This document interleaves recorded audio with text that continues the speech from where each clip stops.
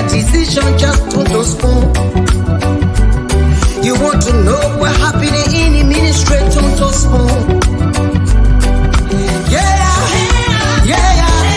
to spoon. Yeah, to spoon. You from Vonjema, Maryland to spoon.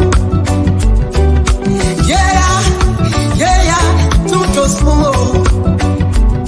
If you ain't kept on gradually, my brother to spoon. You got a spoon TV, you got a spoon radio to spoon. Yeah, to spoon. You wanna get a news update, to spoon. What? Yeah, Rastafari. Kilibamba.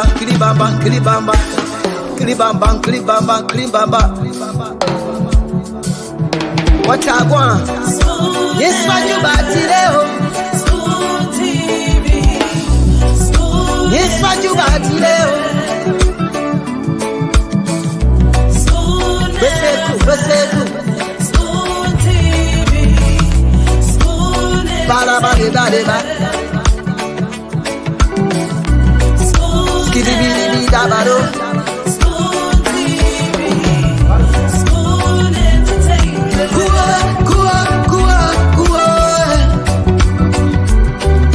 Bese kua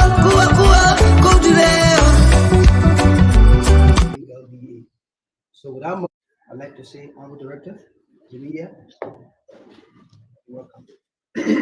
Thank you very much. It is always a pleasing pleasure when we face the media to deliver on issues of national concern, most especially to the Liberia Drug Enforcement Agency. Today we just going through our scorecard, basically checking out where we've been, where we are, and some of the difficulties, and if not, some of the gain that we've had since our ascendancy.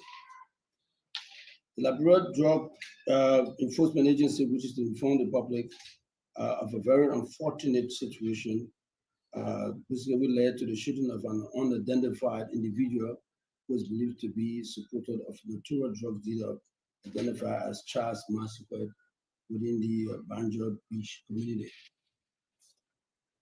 This is unfortunate because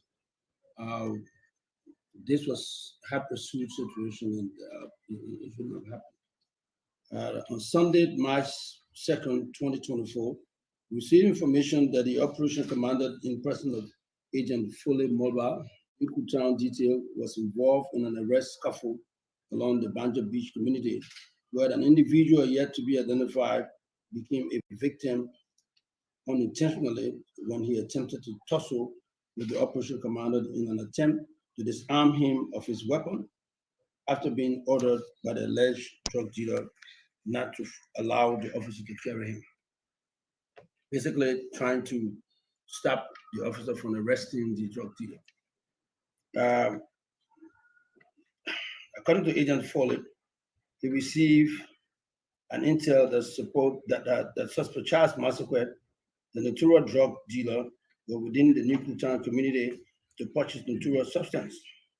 Upon receiving the information, Agent Foley said he proceeded, and he decided to follow after the suspect in an attempt to verify the information and to have him subsequently arrested. While telling him, they were later informed that he had gone to the Banjo Beach, where upon approaching the scene, Suspect Charles Massacre was immediately arrested by our men. In an attempt to have him removed from the scene, his scuffle ensued, which resulted into the unfortunate discharge of Agent Foley's weapon, which accidentally hit the victim, who was an ally of the drug dealer. After we speak, as we speak, the victim is currently at the hospital receiving treatment at the John F. Kennedy Hospital. Meanwhile, Agent Follett is the licensed armed carrier who has been turned over to the Liberia National Police for further investigation. Additionally, since we took over as head of the DEA, we have been ensuring a massive reform and rebranding of the Liberia Drug Enforcement Agency, as well as ensuring rapid arrest across the country to ensure the government's zero tolerant approach on drug abuse and trafficking is subsequently realized. In detail, permit me to name the most significant of them. In terms of reform, the public can be assured that a new LDA is on its way as we already begin vetting and screening officers to ensure we get the best for what we want. The vetting will pave the way for a new code of officers that conform to the standard of integrity and public trust. Not only that, we are also initiating several professional skill training that will bring officers up to date, up to speed with the current reality of fighting drugs abuse. We are working towards providing a better working relationship and better working environment that would enhance productivity and performance on the job. Our target is to ensure that as we have said consistently, we want the LDA to have a truly accountable and responsible, to be accountable and responsible in the discharge of our duty. And so therefore, as we prepare them for such tasks, it is our wish and aspiration that the needed resources and support that we will enhance a better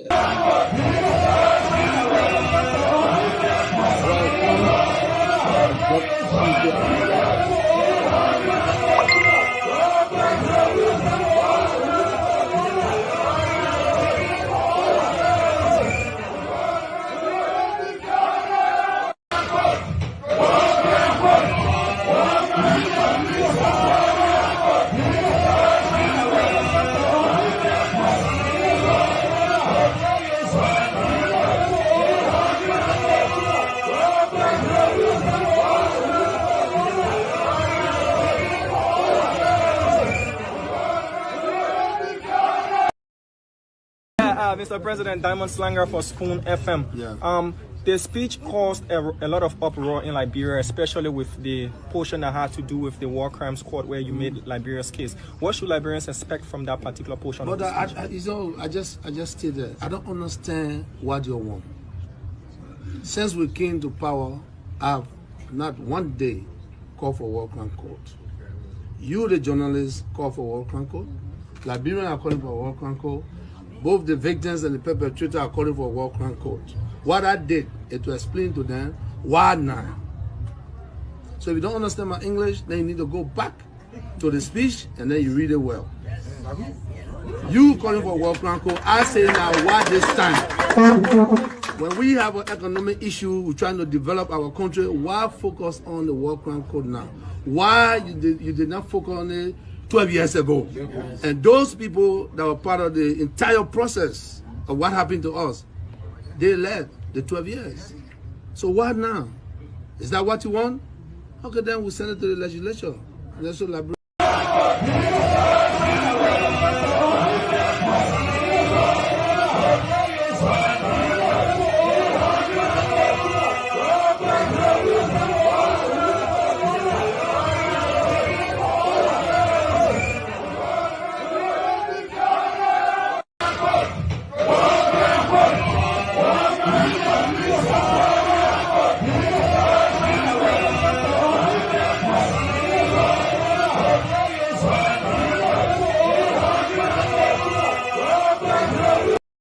We want to present to you about 300,000 signatures based on the work we did with us last year in hearing on the 21st of June for human rights for the TRC in Liberia. I know the Congress is supporting us financially because that is the excuse. The another excuse was that the people were not ready for war and economic country. This is the proof of that. We just want to present that to you, and you can say a few words to the Liberian people to let us know where you stand at this point. But first of all, for listening to us and giving us voice, especially for the women. I did see some press that suggested the tribunal might be established in Ghana. I think in principle, it's always preferable that the court be local so that people can see, people can attend the proceedings, the press can be there, civil society actors can be there. That said, there may be reasons why certain proceedings might be better held outside of the country if there's some risk of destabilization. So you may remember that Charles Taylor of Liberia was prosecuted by the Special Court for Sierra Leone because he was complicit in war crimes and other atrocities during that civil war. And there was concern that if he was brought to Freetown, it might be destabilizing. And so instead, he was prosecuted in The Hague, in the facility of the International Criminal Court, but by the Special Court for Sierra Leone sitting abroad. So you could imagine a system where most of the proceedings would be here, so they can be seen and people can participate. But if there was a situation where there was concern about a particular defendant potentially being a spoiler and causing problems, threatening witnesses, etc., that could happen abroad. So I don't know where the proposal came for this idea of this being established in Ghana. I think in an ideal world, it would be here, but then with the possibility and some flexibility to sit abroad if necessary. And of course, good afternoon, folks. This is Ghana Television. Members of the House of Representatives shouting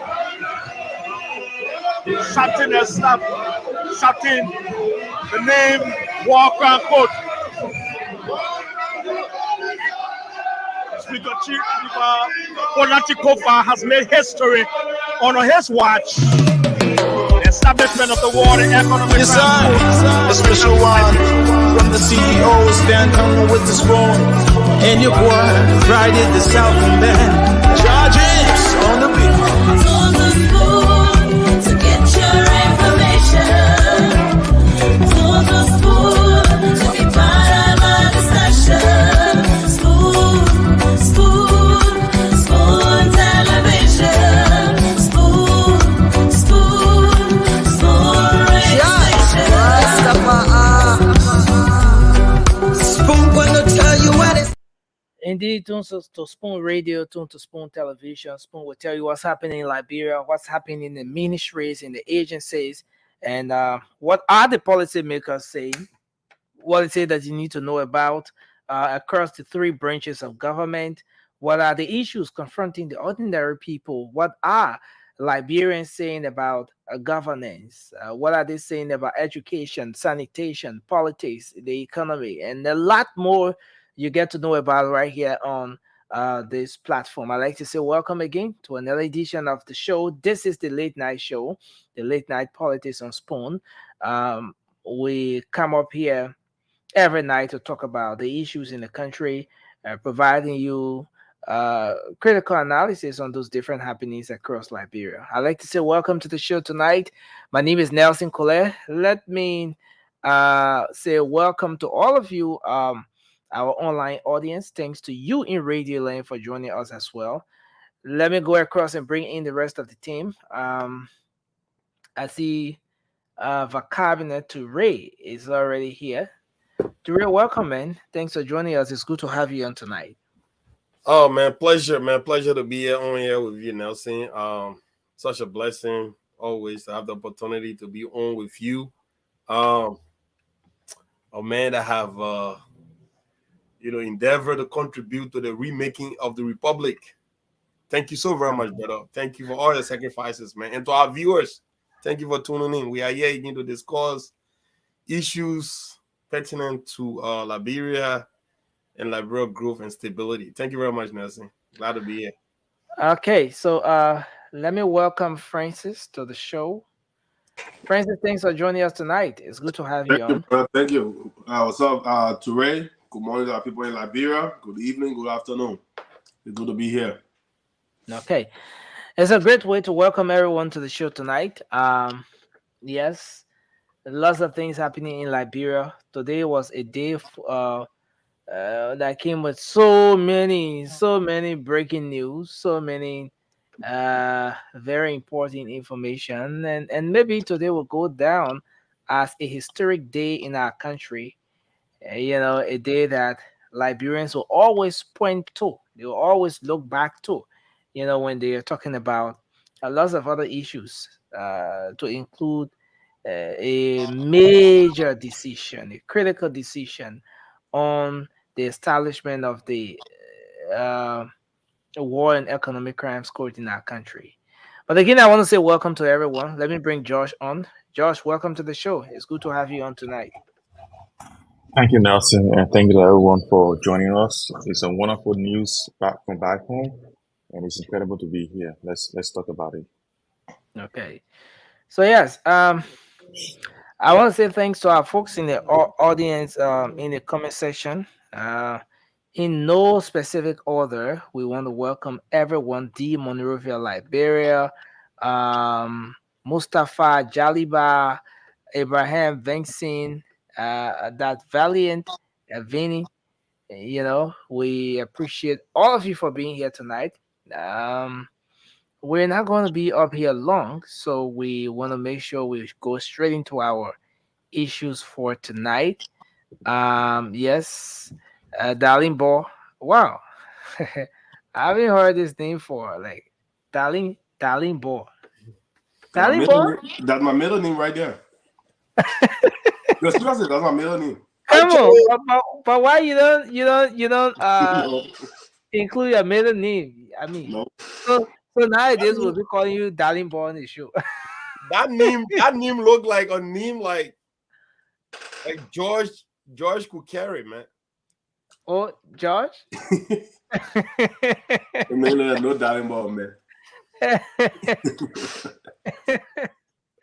Nobody George, hear you, nobody George. hearing you. He muted. It's me time. Nobody You want, hearing you you. want, you want George to tell the Darling Bonnie? What? No, no, Have you man. heard this I name? don't want that. That name. That name is like it's outdated.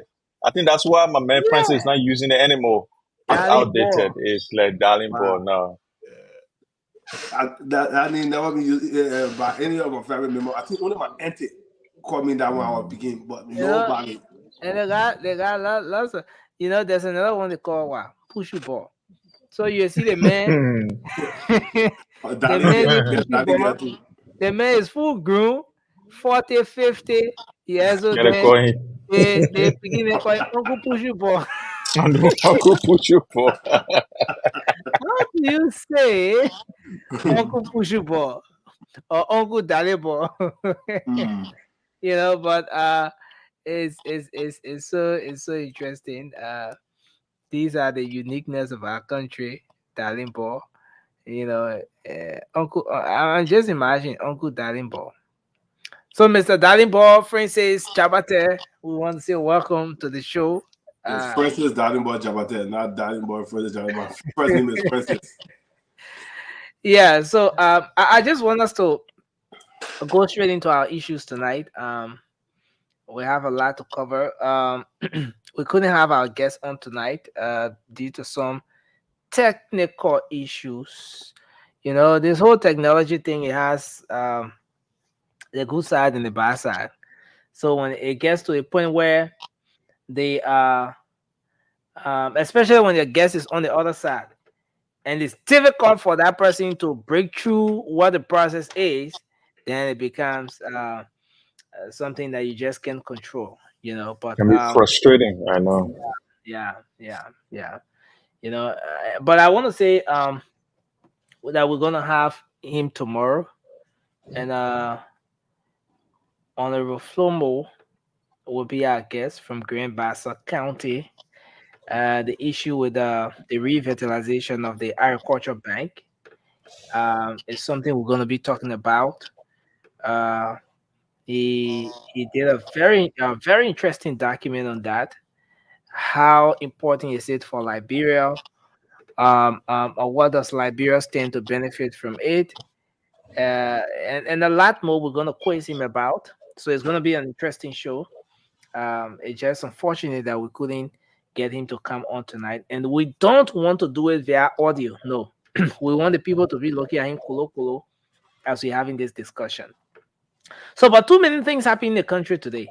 A lot of things happening in the country today. From the What's on your mind?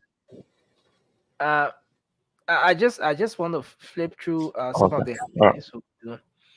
So from the dedication of the police booth, you know, something that's got mixed reactions. Some people being satisfied, some people pointing to it as major achievement. We can go further, but I know you're getting it. The railing have been caught up. Of course, the gate is now open, and he will move in. We are trying now. He will move in with some order. Some order. But Greg will.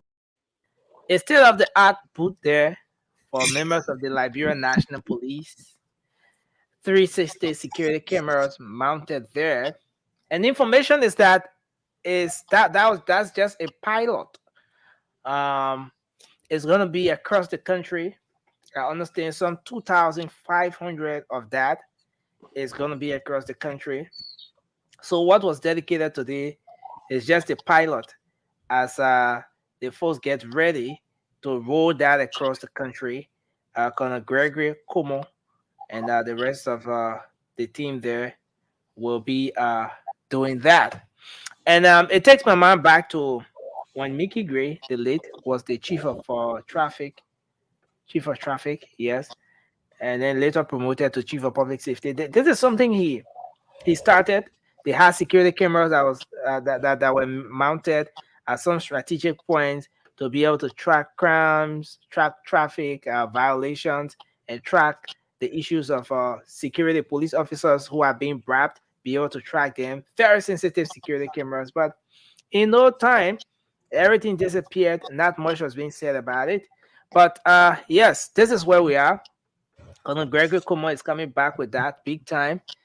And on the flip side, lots of confirmations were held today. So many confirmations went on today. You know, when the hearings are held, they go to committee room based on what the nominees or those individuals designated have told the Senate. They make a determination, maybe do some background checks on some information they've provided, and they come up with a report. So there were lots of reports that came out today, and following the hearings. So the senators and I'm yet to see less than 2%, of the people who have gone for confirmation have been denied. Less than 2%. I mean, almost everyone have succeeded getting their way through there at the Senate. So today the committee report came out, and the committee, after the report was read and all of that, senators then voted on the individuals whose names were mentioned following the hearing. So Francis Sakila Yumali was confirmed, and you have the Nelson Freeman was confirmed today as Deputy Police Inspector for Operation. Steve Zago was confirmed today as Commissioner General of the Liberia Immigration Service. Elijah F. Rufus, Deputy Commissioner for Administration. You have Kanduka Jaliba, Deputy Commissioner for Operations. Anthony Dixon Tamba, Deputy Commissioner for Naturalization there. And another person that was confirmed as well is Hassan Fadika for the Deputy for Administration at the Deputy for Operations at the LDEA. So yes, confirmations upon confirmations. So those were happenings. The war crimes code situation as most of you are aware, 41 senators voted, passed on that resolution today. And the same day, today, Senator Jeniton Bocha Segwe, no, that was Senator Aberchi. He presented that on the floor today of the Senate. It was read, and then they are going to have detailed conversation around it on the floor coming in the coming days, the next session or so. They're going to have detailed discussion on that. So the same day it passed at the House of Representatives, it surfaces at the Senate. So lots of happenings in the country. Too many things happening back and forth on this war crimes code thing. Senator Prince Johnson said the president called a speech from him. You know, president not answering his number again since this thing came up, and then and stuff like. Is he feeling disappointed? And let me say this: today at the Senate. Interestingly, I started officially at the Senate today. One thing I observed is that the senators, with all the votings that people were doing, no, I'm going to upload a very interesting video here. You know, Facebook went down at some point today and stuff like that. All the voting the lawmakers were doing, Senator Prince Johnson consistently, the lawmaker on a phone. So when I go to all the lawmakers, I vote yes, I vote no, I vote with reservation, blah, blah, blah. As soon as they reach the senator, yes to everything. And yes to everything. So the lawmaker voted yes to everything today, all the confirmation. You know, he wasn't giving that much attention to all that thing that people are doing today. But again, that's it. That's where we are. And so a lot more happening in the country. But let's do our quick what's on your mind as we get ready to start the show. So let's start with you, Ture. What's on my mind, man? A lot on my mind. But let's start with the war crime court, because that's something that I particularly have interest in. That interests me a lot. I'm with the belief that we cannot move forward as a nation if we don't really have a total closure into what happened. We're talking about 250,000 people that die during our civil crisis, and we can move forward as a civilized nation that we know ourselves to be without having some level of accountability. So that's why some of us will have a different look into at least different vested interest into that. That's on my mind. And also, as a nation, we have to come to terms with the fact that not everything that we do, we should look at it negatively. And that has to do with the police booth that was introduced today. Look, I did my research, and I was shocked to realize that even the city of Philadelphia, there's police booth all over the place, right? Great Britain, Florida. Matter of fact, the one that I saw, they are even smaller than the one we have in Liberia. Okay, and these are countries, these are states that are richer than. Matter of fact, if you look at Philadelphia school budget, it's like literally a school district budget is more than what we have, as a country. So it's not everything that we should really look at to be negative. All right. I know opposition is always there to critique and try to bring stuff, but we have to at least criticize rationally. Rational criticism is what we should be calling for in this 21st century. So that's on my mind. But definitely the war crime code, man, that's something huge. That will really go down as a watershed moment of our nation history. Thank you. Let's hear from you.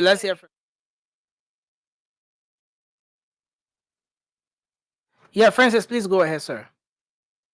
Yeah, I mean, of course, today the hot topic is the Work and Economic Crime Court, and yeah, I'm very happy and excited that it passed the lower house and going to the Senate. I listened to our interview that Josh posted in our chat room today of Senator Prince Johnson from a reporter, and you can hear the arrogance in his voice. And he always try to make this stuff about him. We know he's not the only person in that country that may have committed a war crime or whatever the case may be, but you never hear any other person talking, even when the topic come out, but he feel like he's the spokesperson and making threats of war. But you know what? They say God don't like ugly. So he will prove his threat. Let him prove his threat and see what happens. So he was talking about, you think our people will come and let them take us? Let him sit down there and think the people in Nima County want to go through war again, destroy that beautiful Ganta city and other places that are coming up and things like that. He will show that backing that he got. That he will show the meetings that they've been having behind closed door, all the other generals there and stuff like that. When they came in 1989, whatever the case may be, Liberians welcome it. Liberians welcome it there anymore. So the pocket full of people that he think he got, now the threat that he thought he was making to scare people away, now it's going to come to fruition. Let him show that he got backbone. So with that being said, the whole thing about the booth too today, I got mixed feelings about that booth. And you guys want to mention Philadelphia got booth in Europe and stuff like that. My take on that whole thing is Philadelphia has booth, but guess what? They have foot patrol. They have people that patrol the city. If you put one booth in one city, where does it cover? What crime is it going to stop? My only concern was let our people be mobile. You have police depot all over the place. Renovate those depots and buy even a bicycle in Philly here. Remember when they had the flash mob in Philly? What these young kids were just going around jumping on innocent people and beating them up. What Philadelphia police did? They had cars there, but what did they do? They implemented a bike patrol and foot patrol. That quickly stemmed that flash mob. So in Liberia, we got crime everywhere and stuff like that. They need to implement foot patrol where you have folks on bikes and places that the terrain that the bikes cannot get into, have the guys patrolling on foot. At least the booth idea is better than what the last administration did for security in our country. I know we're going to hear contrary to what we are saying and stuff, but it's okay. But I'm as a supporter of this current government, I don't think it was is the best use of resources. And I'm hearing that they're going to put thousands of it around the country. I don't know. First, I want to know how much it costs for one of those booths to be erected. How much the cost is, and versus remodeling the police depot and buying even bicycles for our police officers to move around the city.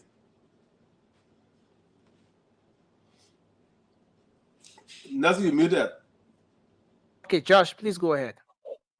Thank you, Nelson. I just got a joke today on Facebook. They said the police were excited about the boot. They were happy until they saw on the boot, "Do not bribe the police." They're all pissed off tonight.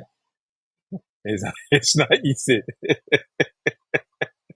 Because on the police boot, they wrote that, "Do not bribe the police." They manifest. They said, why they got to put that comment there? Oh, look, but it's incredible. Yesterday, I just want to address my brother Toure. I love this guy so much, but I like to pull his legs most of the time. But I'm going to say this, and I wanted to keep it. Man, I love you a lot. Thank you, my brother. It's all love, my brother. Nothing personal. So the thing is that I used to say on the show during the election that said Liberia has no money. The university here in my state, the budget for the university is more than the budget we have for our entire country. People say it was a lie. Georgia was cheating. There was no money in the country. Georgia was stealing the money. Now my brother just said that no money in our country. There's no budget in our country. The money that is there, can you imagine? You're talking about a community. You said community something, right? The budget for a community is higher than the budget in Liberia. And President Weah was school district. Yeah, community school district. Yeah, that way you're saying the budget for the community school district is bigger than the budget we get in Liberia. We used to say that on the show. We said this President Weah is managing. That's why you see ASID doing. Other people, they don't have vehicles to drive to work. Ministers don't have vehicles because the government is trying to manage to make sure that they manage the little resources that they got. People say Georgia stealing all the money. There was no money in the country. Now it kind of to Bwakai. Now Bwakai being money changer booth beside the road. They are saying we should praise it because no money and look, guys, and that's why our country is facing the problems we are facing because people, when it comes to them, it's good. When it comes to you, it's bad. When you achieve something today, our people will criticize it because it's not them.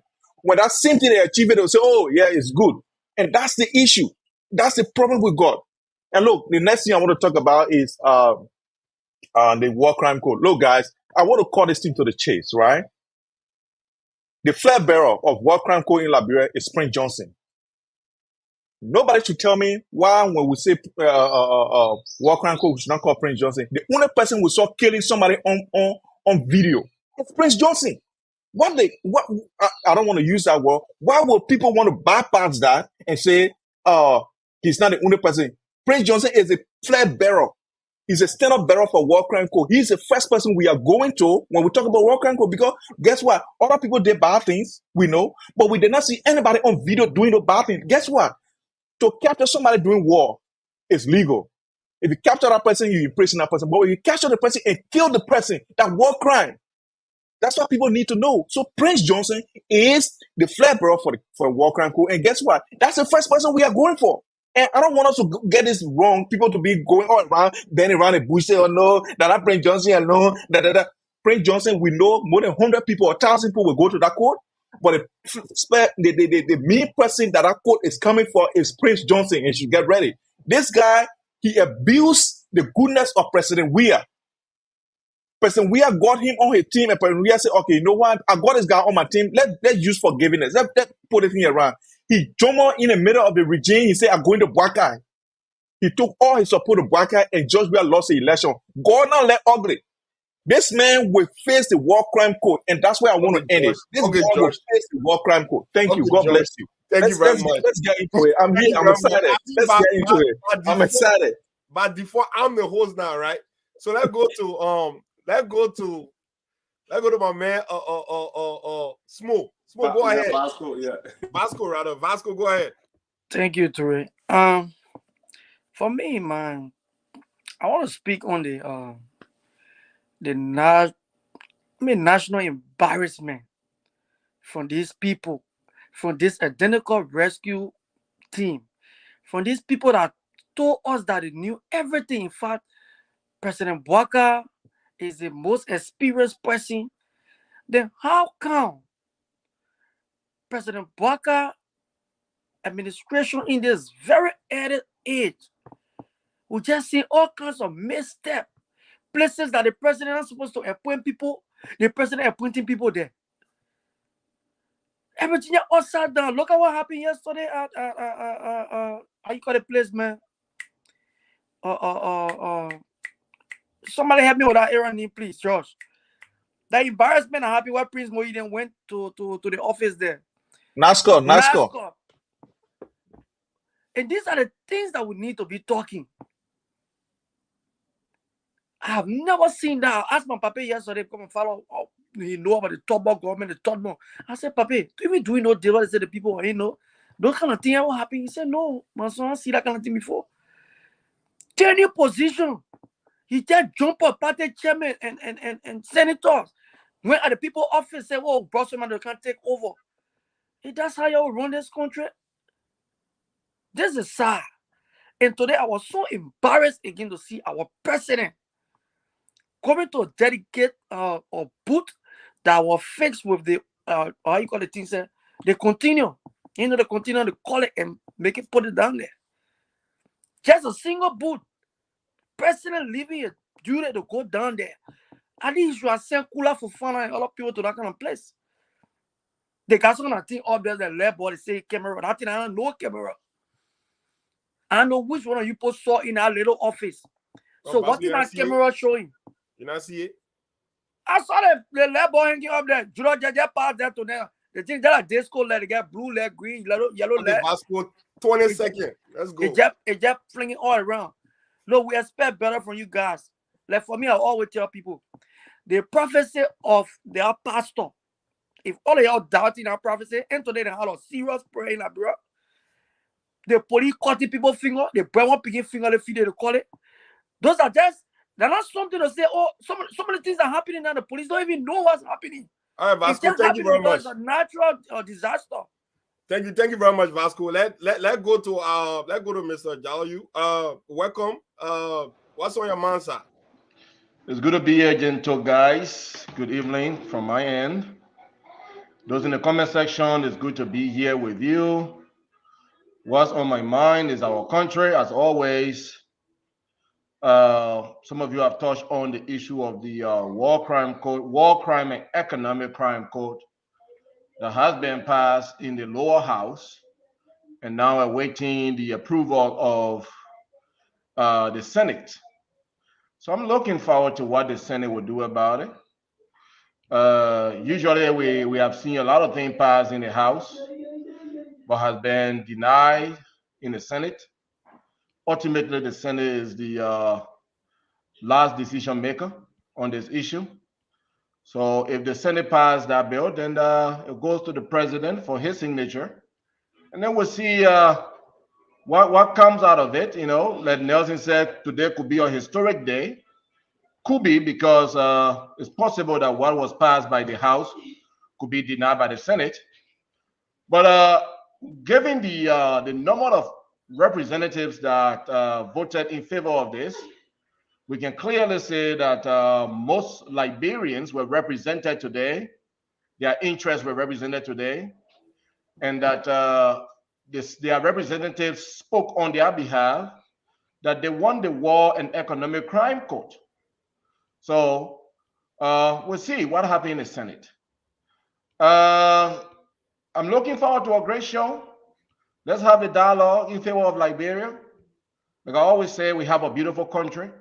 We need leadership. We need love for Liberia, and we need to work together.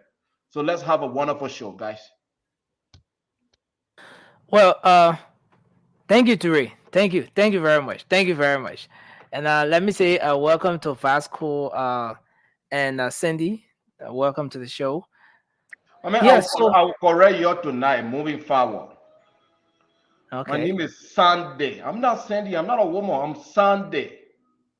Oh, come on. I mean, no, all of you are from Liberia. Let's put it like English. All of you are from Liberia. You can call the late Senator Sunday. You can call him Sandy.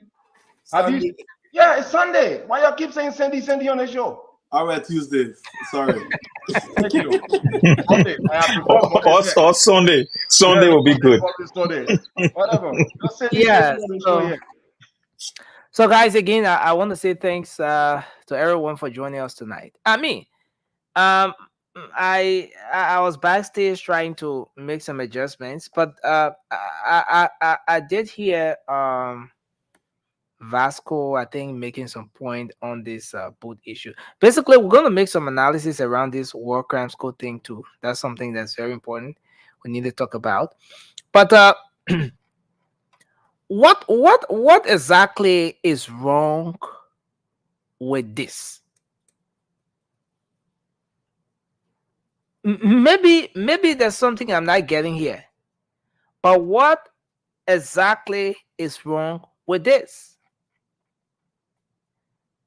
The Liberia National Police, under the leadership of Colonel Gregory Kuma, has this as one of the first major achievements. A police boot. Now, for those of you who have been away from Liberia for a long time, let me say this.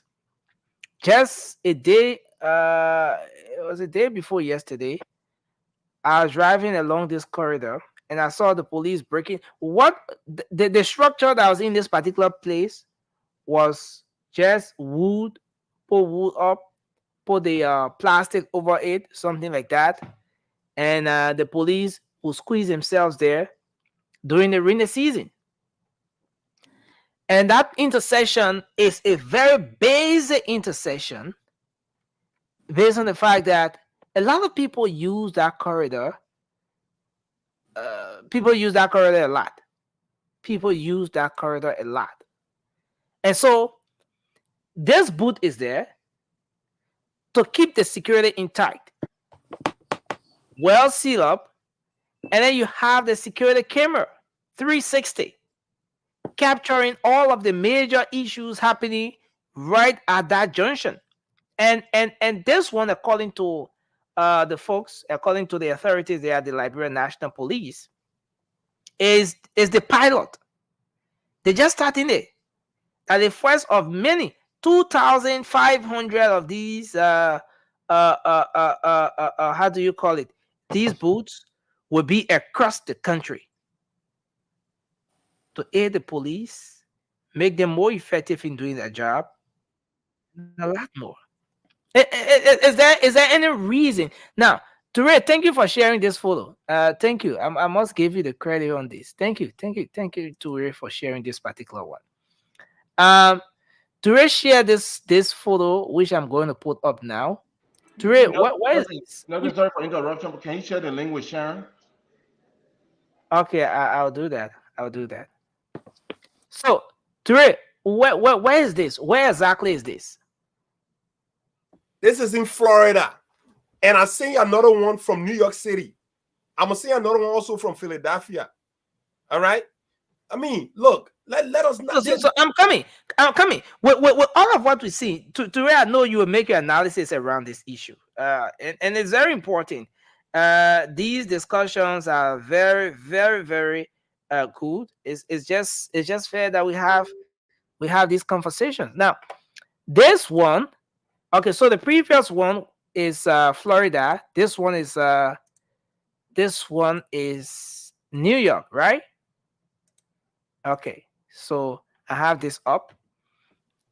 Okay, and you have this, and then you come to Liberia. You have this one. Is it fair to say? And I want everyone to know here again that I don't have any insight in this particular issue here. But is it fair to say that Liberia is getting to a point where the Liberia National Police is about to see progress? Because before now, what the police officers were in, they were on some kind of lead tank. They just put stakes here, put something over it, and they were there. Today, members of the Liberia National Police are in this, well sealed up, 360 security camera right before them to aid them in doing their job.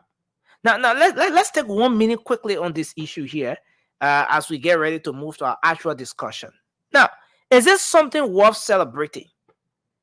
Is this an initiative that's worth commending? Is it fair to say that the Liberia National Police is making significant progress or is starting on a very good note on Colonel Gregory Como?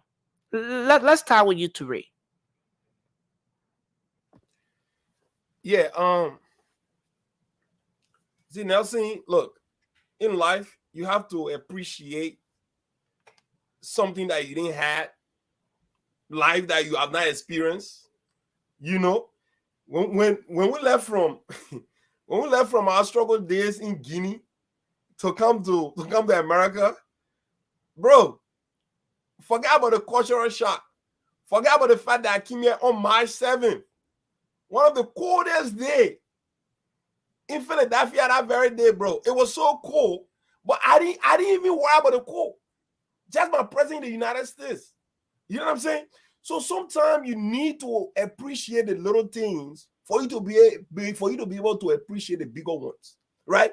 We all should endeavor to start from something small and then gradually get bigger, right? That's the essence of life.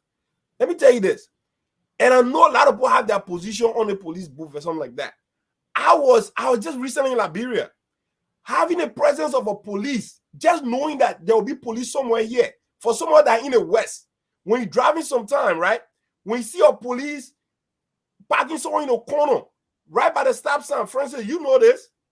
Anytime you're driving by that spot, something will just go in your ear. And I mean, all of you in the States, you will just remember that maybe last year there was a police here. So when you're approaching that light or you're approaching that stop sign, something will just click for you to make that full stop, right? Mm-hmm. That's what it does. Sometimes you need to put something there because our mind works that way, knowing that something is here. Let's say even there's no police. Again, Ture, is this worth commending? Is this in any way worth celebrating? This is 100% because imagine having that thing right to Barnabas Junction, where I was. A lot of actions happening at that junction because I passed every day to go home. Lot of stuff happened there. In the night, you can't go there. Motorbike, But so many people have listened to that have criticized this particular thing as saying that there are there are lots of things that are of essence, that are of importance to the police now than the police put. Some say, how about the police uniform? How about getting for those guys brand new uniforms that will make them look presentable and well respected as they do their job out there in the streets, you know. And you can go on naming and pointing on to different issues that so many people think should be addressed instead of a police put. Nelson, I totally agree, and I agree with my boss Francis, right? I would definitely let invest in some bikes, right? Let getting some, solar power bicycle, right? Where officers can be on it, they don't have to pedal it or anything like that. It just, these are all possibilities. These things can happen, okay? But this is just the beginning. The administration have not even they have not lasted for full complete 2 months, and it's starting like this. Can you imagine if they're starting like this? Where the police force, my man, we know the police are grossly unfunded. We know that, right? But just look at our uniform, right? Even sometimes you don't want to give them bribe, right? For the sake of giving them bribe. But we see a police officer at a stop sign in Liberia. I mean, I might be like, I used to give them money. I'm not giving them money to bribe them, but I just used to give them money as an appreciation for the work they do. Appreciation, trying to let's hold you there a bit, Turi. Let's hold you there a bit and come to Vasco. Vasco. No, I'm not coming to you, George. Let's take Vasco. Vasco, where do you stand on this? State of the art. Someone will say, state of the art. Brand new boots were dedicated today for the Liberian National Police to help them do their job. The president was in attendance. He cut the ribbon. Is this something that's worth celebrating? Is it fair to say that the Liberia National Police, under Colonel Gregory Como, is taking off at a very good pace? First of all, that is the first you guys are looking at it different way, and I'm looking at it the other way. So that is the first major project for this government, because that is the first major project of this government. I cannot sit down here and say I will sing praises to their first major project. Okay. You consider it as the first major project of this government? Yeah, a police. Okay, but is that project worth commending? Forget about the other ones that they don't do it and stuff like that. Just the fact that this kind of structure was not there to provide the kind of comfort that our police officers need as they go about to do their job under the CDC administration. Now is there in a little over 1 month of the Unity Party administration. Is it worth commending? No, Nelson. Okay, why? No. Why? Because what is the essence of that boot? In fact, what is police? If you travel to all of a developed country, what is a police boot doing in the middle part of the road? They put the boot down there, right? They got camera down there. What are the logistics? Which logistics? Like vehicles. That means if somebody break the traffic rules like we have in the United States, police drive all over the street, they're moving around. So they know how to get people whenever you go against some of those rules. But that boot, I can tell you for sure, that is a recipe of complete enough bravery. That place going to have. Yes. Now you have given them a place that they can come and group themselves enough. Although the boot is very small, maybe we could take 3 person in there, but they're going to be around there. Maybe even at night now, all the vehicle leave the street, they're going to be around there harassing people. Trust me, you're going to get a lot of complaints. Fasco. This boot was constructed to help the police do their job. They didn't need a boot in case they want to group themselves to accept bribe, and like you're saying now, as you're saying. Do they need a boot to be able to do that? First of all, Nancy, what is the essence of that boot? Just for ring? So it's just for the ring. So when the ring come in, y'all got Okay. two or three policemen to go in there. Vasco, you are in the developed world. Yeah. Take a look at this. Is it by error? Is it by mistake? Is it by accident that you have these boots in these different locations? Nelson, those things are just like a symbol. They just put it somewhere. Okay, you will not find no policeman standing over there. One, you will not find standing over there. What the police come and do in our place? You see, this is the problem, and this is why sometimes our leaders fail. Our government that we're expecting to work, do big things for the people in the first 100 days. While everything price is going up in the country, the rest price going up, gasoline going up, police killing people, and this and that. Today, the president had the guts to get in the street to go dedicate just a single boot that got only one little thing inside. Thank you, Vasco. Thank you, Vasco. That was a disgrace. Thank you, Vasco. Not even AC said. Not even AC. Let's go you there. Because this is very important. Sharon, I want to say welcome to the show. Thanks for joining us tonight. Let's hear from Cindy. Cindy, what's your take on this issue, sir? Well, look, Nelson, let's take it from this standpoint, right? Yeah. Police presence in the community help to fight crime. Mm-hmm. If we can all agree to that on this show, that's one way to mitigate crimes, then let us deploy the police folks in Liberia thinking about reaching out to the community and having police presence in our community. It's very important, Nelson. Now, boots being placed in communities, in major intersections. Yeah. To have whether 1, 2, or 3 police officers in that area creates an awareness that there is security in this area, right?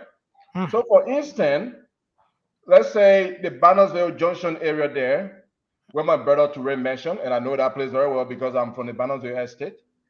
Let's say we have a police booth there that was never there before. And let's say around that area something happened, a petty crime happened. Well, now we have 2, 3 police officers in that area that could rush there and then ask for backup, ask for support. Okay, that's one way. Look, Cindy, I know you're still in flight, but like Vasco said, my plane not even start yet. Yeah, your plane not start yet, but let me hijack the plane a little bit. Like Vasco said, Vasco just told us that those boots are not important. They're of no essence once the issue of logistics is not addressed. So his point is, how do you address crimes? Like you're saying now, Cindy, a crime is committed around that area and someone wants to come for backup. How do you even get there when you don't have the logistics? And that's why that's why we go back to the question of whether or not this particular boot, this project, this pilot or whatever that was launched today is worth commending.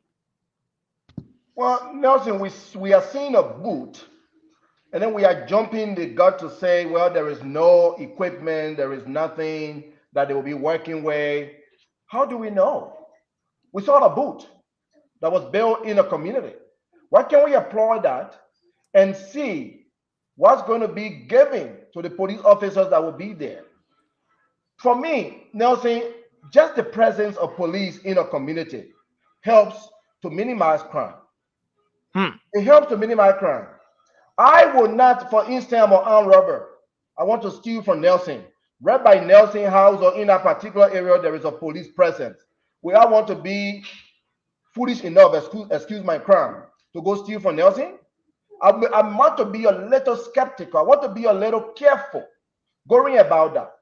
And there's another thing, there's another aspect here, Nelson, community policing. We need to get our police into the community to start to interact with the communities. Let us not just have them in police stations. That's why even in the developed world, you see little books like that. And I agree with Vasco. Some of the smaller ones, you have no police there. But it not too far from that booth, Vasco, I can tell you there will be a police station somewhere or some police presence somewhere. Okay. So get the police into the community. Whether they have the best equipment now or not, let's get our police into the community. That will help to minimize the drug selling, the drugs intake, the petty crimes. Zoko putting here in your pocket. I've been to Liberia multiple times, and every time I've been home, they stole from me. Thank you. Yeah, You're not used to it, Terry. The man grabbed my hand, took my phone, and said, "Come outside now, get out of your car now." What if police boo were there that night? They were probably going to help me. So Thank we need you, the police in the Cindy. community. Okay, thank you. Let's hear from Francis on this one. Magnus, I want to say thank you. Thanks for joining us. Welcome to the show. Guys, first of all, if we want to copy what the West are doing, then we should copy everything. Those booths you see in Florida, New York, Philadelphia, they are not there for community policing. That's not how they are for community policing. The people community policing, they have, you see, I don't know if there's a police bike over there, but you see that bike next to the booth? Police officers have bikes that they ride in the community. My own got a house in Nizo Junction area there. That booth. Okay, let me give an example with the community that I'm very familiar with. Grew up in Stephen Tower Estate. If you put a booth to Stephen Tower Estate Junction, and there's a crime going DC and DC 8, where my uncle lives, how does that booth provide security for them in DC 8 at DC 8? It doesn't. Because our police are not mobile. That booth is not going to up and away, fly and go to that call. So you but Francis, is it possible to address all those issues at once, at the same time? No, but what I'm focusing on is in Painesville alone, that particular booth, where is the ELB Junction, right? It's at Boulevard Junction. Boulevard Junction. Okay. Yeah. So you previously stated there was an old booth, something over there. Yeah, just a structure. So they just what they did was just upgraded that booth and make it a little bit more sophisticated. But the police used to be in our old booths that were there before. Did it stop any crime in our era? No. In our Painesville era, I just found out today, there are 5 police depots in our Painesville era. Can they renovate those police depots? Because we talk about government is continuing it, right? When you renovate those police depots, 6 years later, the new government will take over those police depots.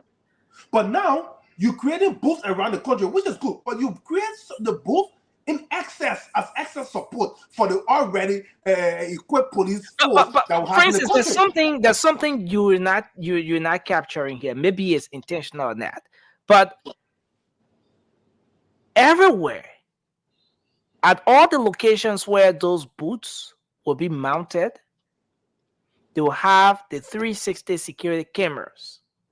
Yes. Those cameras will assist or help the police in tracking crimes that, for example, and traffic violations as well. For example, you don't necessarily need a police officer at Boulevard Junction to capture a traffic violation there. With the 360, with that cameras that they're mounting, someone from controls can know exactly what's happening. They can monitor that area and be able to capture it in case there are crimes, traffic violations, and in some way help with some sort of investigation around those issues.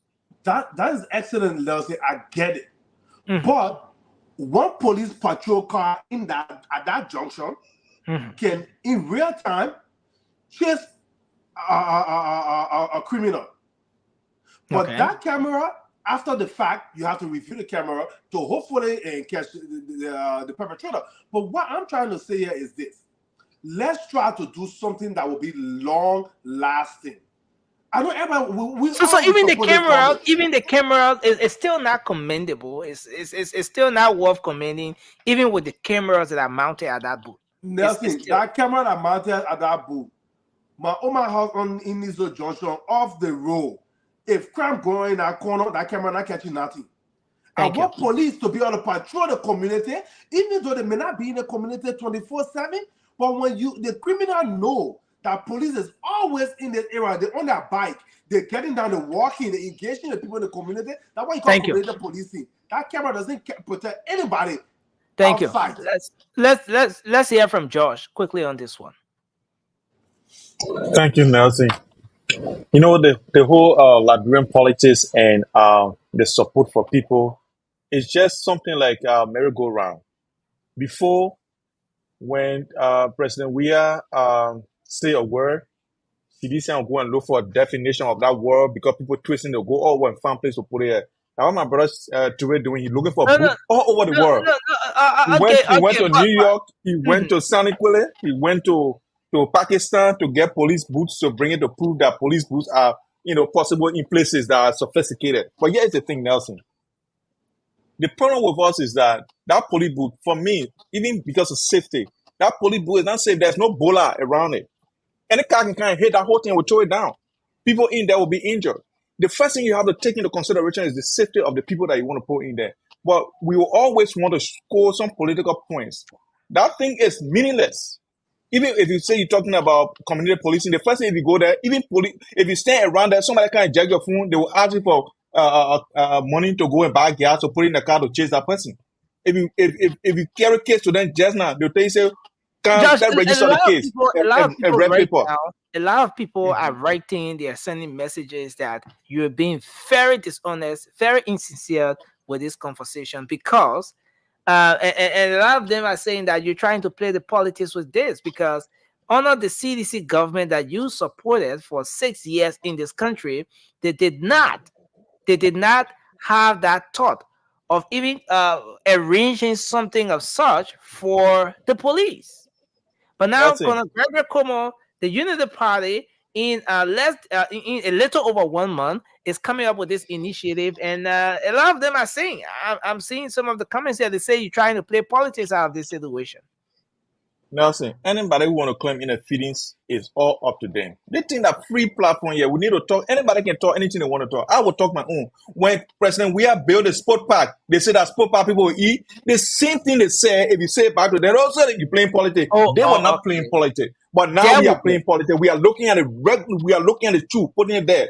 President Weah built a PHP. They say, that PHP people were hungry, people were dying for starving, so that now that people will eat.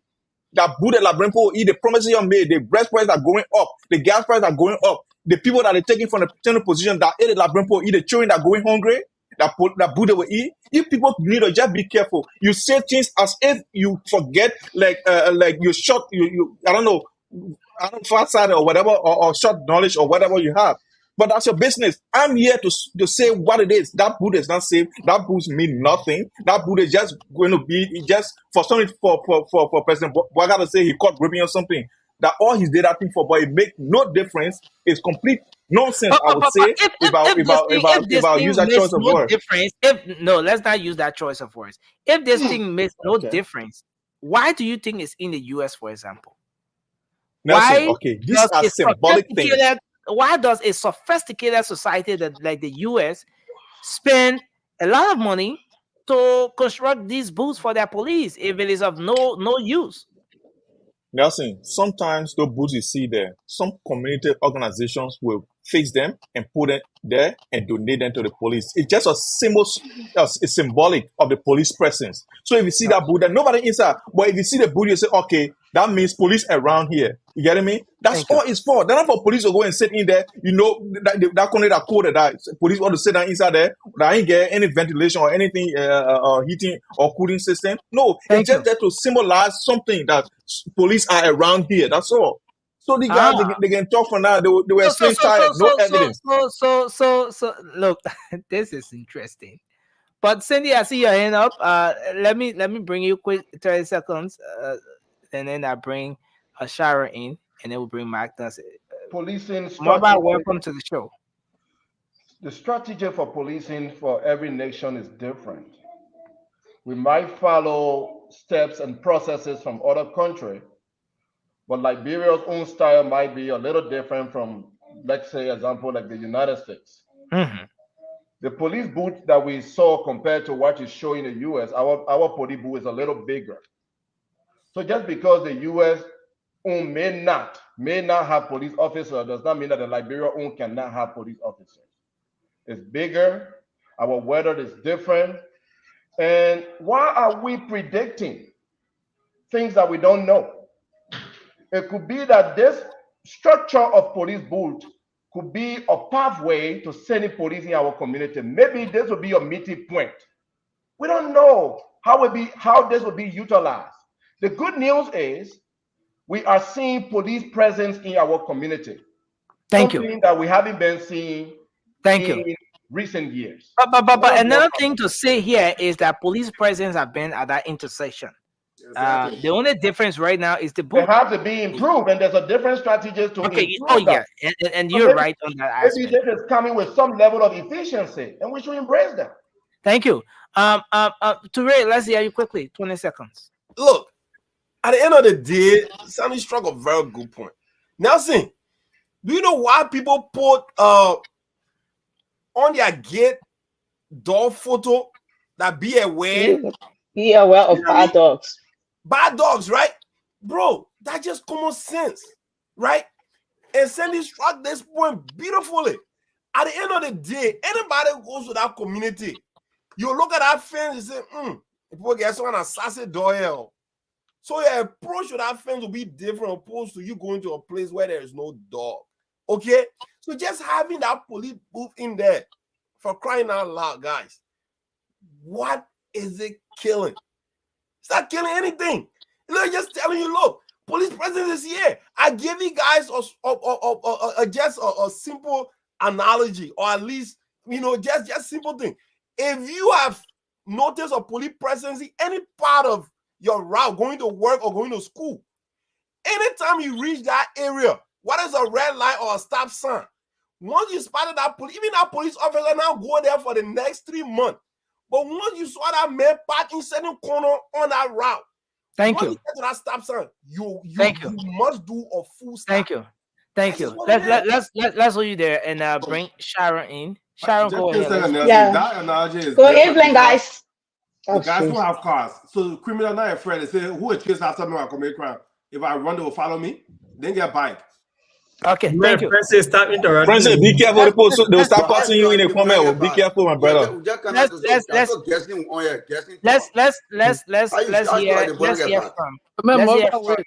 Let's hear from Sharon. Let's hear from Sharon.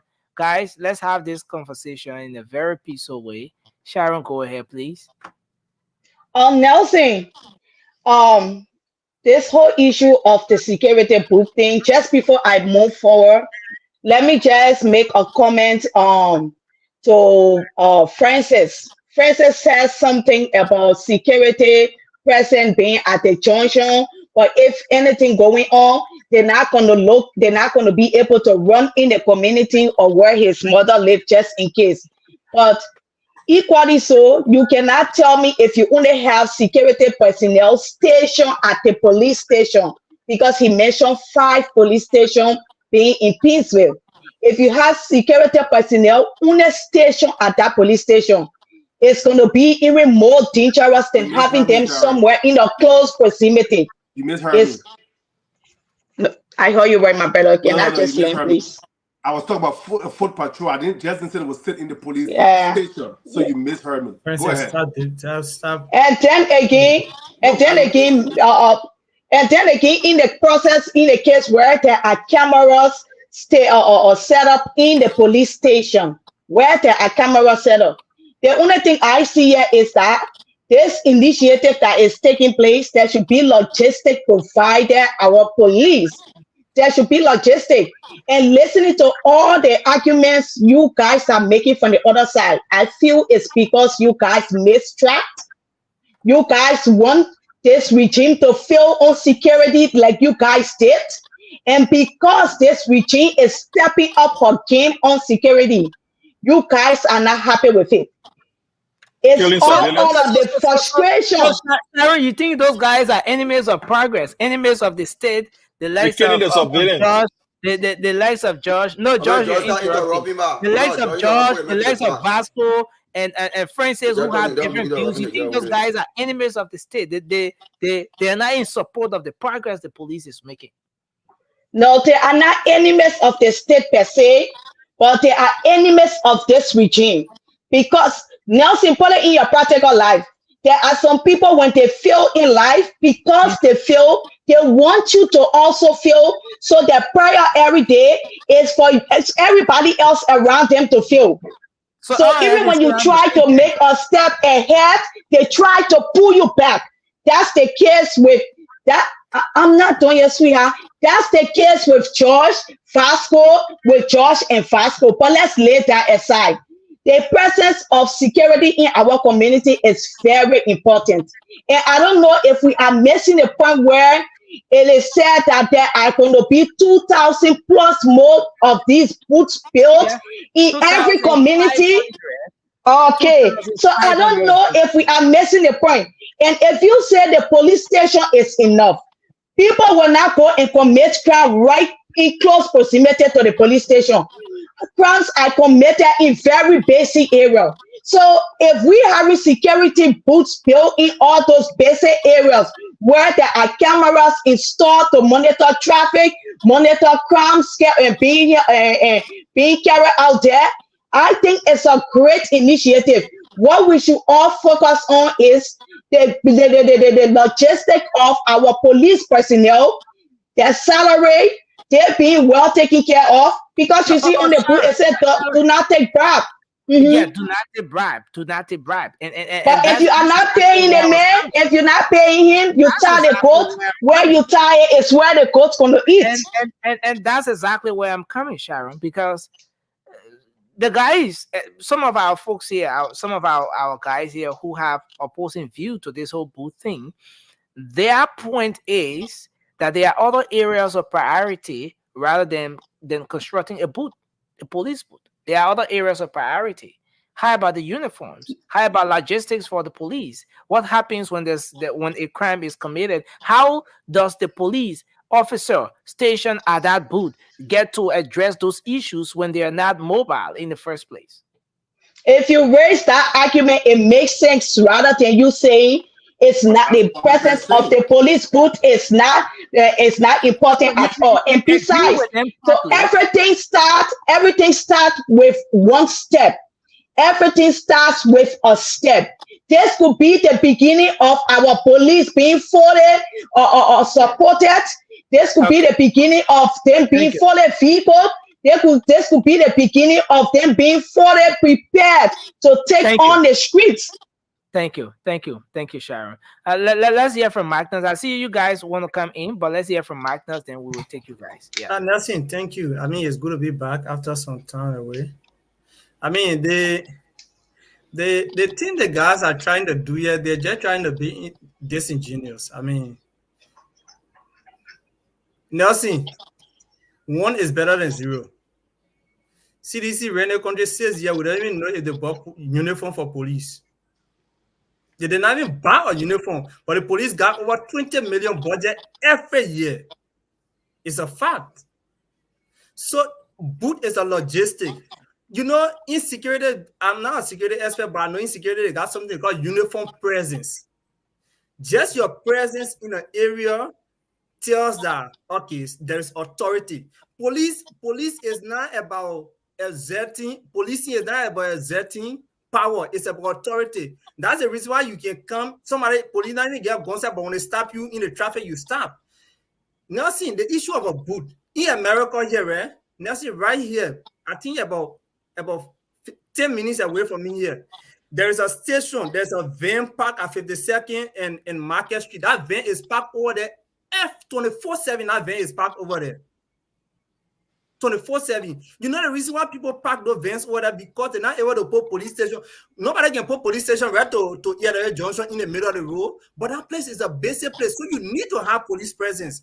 And to have police presence, you need to have logistics. Part of logistics is a booth to house the personnel. Nobody should come here and say, oh, how you call it, what happened to my mom living a Nizo? So what you trying to say? They want to take the boot and put it behind Nizo. How many person live in Nizo? How many person live in Nizo compared to ERA Junction, compared to Red Light, compared to Pakopin Junction, compared to Douala? Those are places. How many people living at those junctions? Are you serious? Those junctions, how many people living there versus the community? Francis, you're interrupting. Sorry, I'll mute myself. Francis, stop. Francis, stop.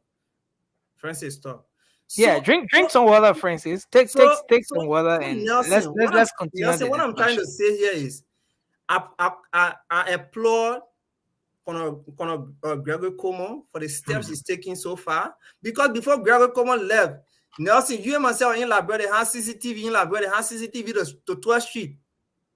When CDC came, the street let the CCTV, everything went off. Everything went off. Wow. Everything went Thank off. you. They had CCTV. I remember very well when they came to commission, they went right to the Panelist radio station before reaching to how you call it, what they call it, Boulevard Palace. Right over there. I was there that very day. So they have CCTV there. Those are things that increase security. Nelson, just the fact that somebody will know that if they just somebody bear to that junction, they will be caught on camera. It will reduce the likelihood of somebody jacking somebody bear to how you call it to the junction. Thank you. Nobody should come here and be playing politics here. So let's hear from you, Moba. Thank you, Nelson. Thank you. Thank you to our listeners, all the panelists. Well, Nelson, we all understand. I think a lot of people on this show getting it wrong when it comes to security. And most of the people are opposing to their identical ideas. Look, in every country where you see like a junction, like for example, like here there be a junction, putting boot order, putting 360 angle of security order doesn't mean to say the security, 100% of the security or something is like itself. No. The reason is the last time when I checked, Nelson, one of the ball on live, when I seen when I seen error when a car hit a motorbike guy, the guy escaped to the town, that motorbike died in the off on that car. The people put it over there because there's a 4-corner junction over there. You get it one from coming from the airport, the other one coming from this way, the other one coming from this way, and the midway, the two that coming in. That place is on a 4-hour basis, even more than the community. So my brother friend said, don't say you can compare that place with the community. Yes, let's agree. For every million steps, start with one. It start with one step. If you call a distance, let's say about 225 miles, as long as you pick up one step, it encourages you to start going. So the pressure of that boot over there, all to the area in the positioning, is to what? Is to monitor the day-to-day activities and also to station that area. And if anything go wrong, or maybe people, because according to them, they got a cell phone in there. If anything happens in the identical surrounding, you can call the police. The number, you can call, and the police will send police there. That place will always be like a meeting ground. It's not to say police, let's go and spend our entire left order. That's saying that even when the year comes, so they'll not go there. No. So when we come here, that will discuss the issue instead of all come here and saying that the police they put do it. They'll put party sentiment, political sentiment one side. Let's discuss the issue of the security. That alone, that boot over there, that alone, it cut down the risks of that identical era. I can remember, right? I can remember 2001 when I went Liberia. That same era. I was driving over, let's say, almost 1 to 2 o'clock in the morning. I was coming from somewhere. You know, the police guy told me, the other guy out there walking, they messaged my man, they era a bad era. They play time a day, half of people to be here. So you got to take a car from here. I was afraid. I got to take my car around and go back Eastern way. But because of that boot there, the presence of that boot, it will scare people away. And that whole era, when somebody came on contested all the crime, committing crime, or bossing people's house, if the call can, what happened? The people will send police there. So when I come here and discuss things that we don't know about, we don't know nothing about security. If you know nothing about security, play a fear, discuss it. Don't come and put politics in security. The issue of security in our country is to the extent that people doing things over there and everybody watching. They say, although on Joya King say your brings music, everybody will get CCTV in our house. It made no sense because even the Omar in the market are coming and asking, I'm there, but just come and meet me talk. Even the Omar in the market could not afford gas for a generator for sure bring CCTV. Now, send the government a key to power, the government says since a key to power and I know to maximize the crime rate. And let me tell you, Nancy, let me say this. You see, in the country, half of the crime that can be committed in the country, you know how the people can solve them? On the street CCTV. Because the people know that to get witness, it's hard. Some people is scared for their life. So what they can do, they will go to that identical junction, they'll start looking. The moment the CCTV, you know what they'll tell you? They'll say the process that begin. They can call it the jackpot. We are one the jackpot. At the moment they ask the CCTV working, they say we are one the jackpot. What they will do?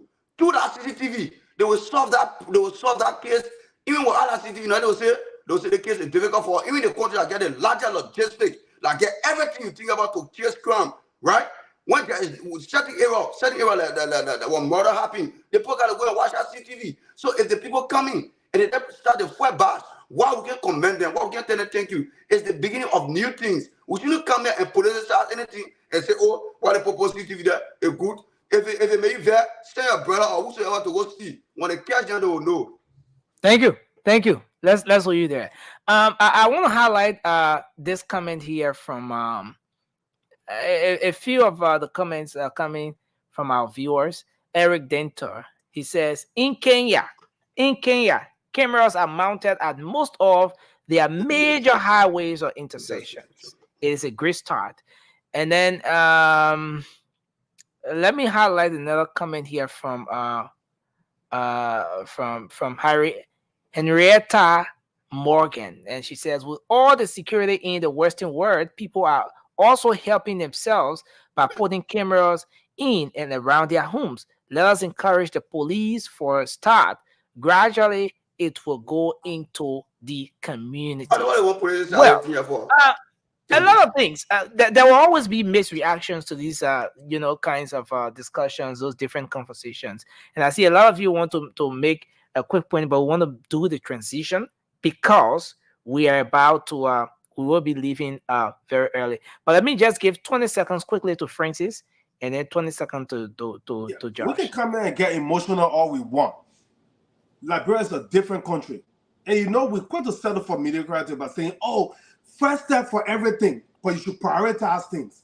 Our police are not mobile. I was there in 2022. You call our police to arrest somebody, you got to send keke for that police. Then that police come to keke to arrest that police got another keke. Is that another government? You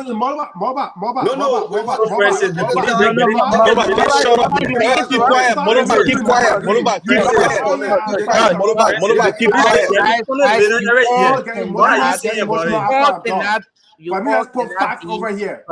The camera protects that area. We have you talk about police presence to stop crime. I agree, police presence is good, but there's no shortage of police presence. But what the logistics? You go to that particular boulevard area there, police always there. But what are they doing there? When there's a problem in the community, can police get there in time? That's what we're talking about here. I'm okay with cameras, 360 cameras. Yes, for the junction, yes, over there is protected, but the place the people are living, in the community when the criminal are behind our windows and things like that, you call police. How would the police get there in the first place when they are not even mobile? So what you're talking about, we may be saying different things, but don't get emotional and try to make it try to play politics. I support this government. I support this regime. But I'm going to tell you how I feel about. But you are betraying the regime. A lot of people think that you are betraying the regime. But at the time, we'll see Kumaya every now when I come here, the guys are rude and waking it. You are becoming overly critical of the regime. If they think I'm going to see Kumaya, then they need to let's take Josh. 20 seconds quickly, Josh. Every time I come on, because I will speak the facts, I'll speak the truth. Our police are not mobile. Thank you, Francis. Let's hear from you quickly, Josh. 20 seconds. Yeah, just 20 seconds. My timer is set. Josh, 20 seconds. Nelson, I don't think we are hateful to this government. I don't think we are enemy to the government. The last time I checked, to criticize somebody is to want the president to do better. And I think that's what we're doing here. We want this government to do better than the past really want the government to do better? Yes, Nelson. And you want the minister to come back in 2029, but you want the government to do better? Nelson, I want to do better. And the Liberian people will be the judge. But look, we know that this government is operating as if President Bouaka is new to governance in Liberia. But whatever is the case, let me tell you, that police booth We are not here. This people talking about Kenya, CCTV camera. We are talking about police booth. Forget about CCTV camera. They will put a stake up there. It will still be the camera in my community here. There's a mobile police unit right here with camera mounted all over it. We are not talking about that. We are talking about police booth being built, and it is an achievement. That UP project, that Wakai project. That's what we are talking about here. So start going around, bringing cameras and bringing this and that. Thank you, John. In Liberia, if no, Nelson, hold on, please. Yeah. In Liberia, if a CCTV even caught, seconds, Josh. no, I haven't. Nelson, don't do that. Let me just finish. Okay, In Liberia, take 5 seconds to conclude.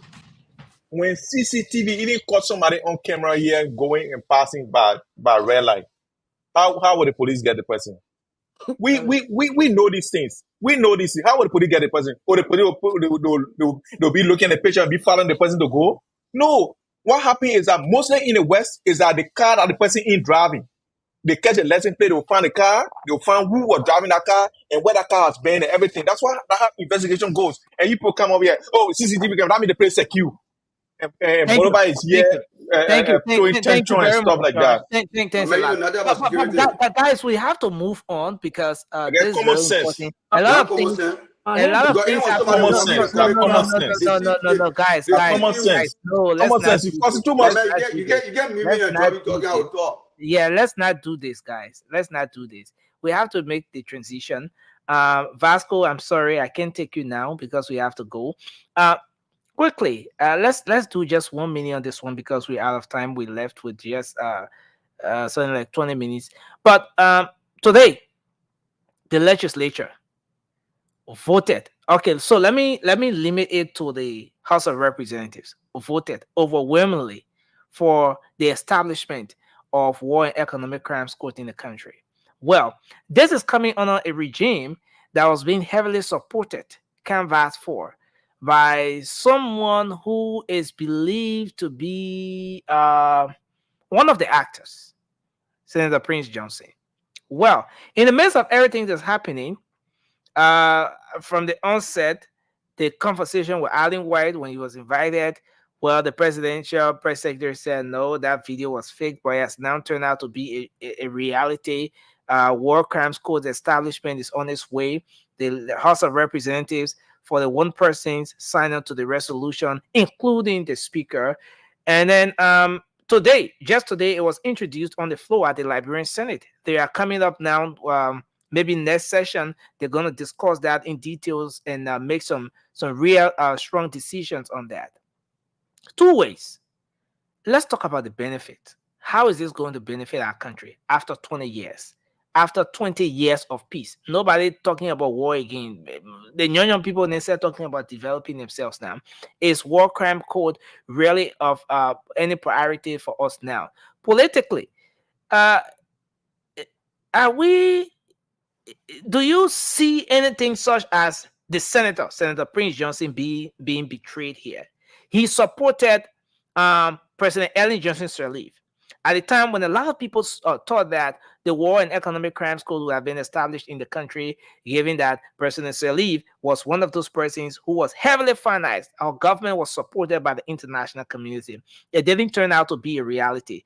The CDC campaign, while Unity Party was there, on grounds that, we will ensure that there will be establishment of War and Economic Crimes Court. And then in 6 years of providing leadership to the country, President George Weah was quizzed on this particular issue. Mr. President, Diamond Slanger for Spoon FM. Yeah. The speech caused a lot of uproar in Liberia, especially with the portion that had to do with the War Crimes Court where you made Liberia's case. What should Liberians expect from that particular portion of the speech? I just stated, I don't understand what you want. Since we came to power, I've not one day called for War Crime Court. You, the journalists, call for War Crime Court. Liberians are calling for War Crime Court. Both the victims and the perpetrator are calling for War Crime Court. What I did is to explain to them why now. So if you don't understand my English, then you need to go back to the speech. So that was President George Weah's response to that whole issue about War Crimes Code stuff in the country. But today, this is what happened.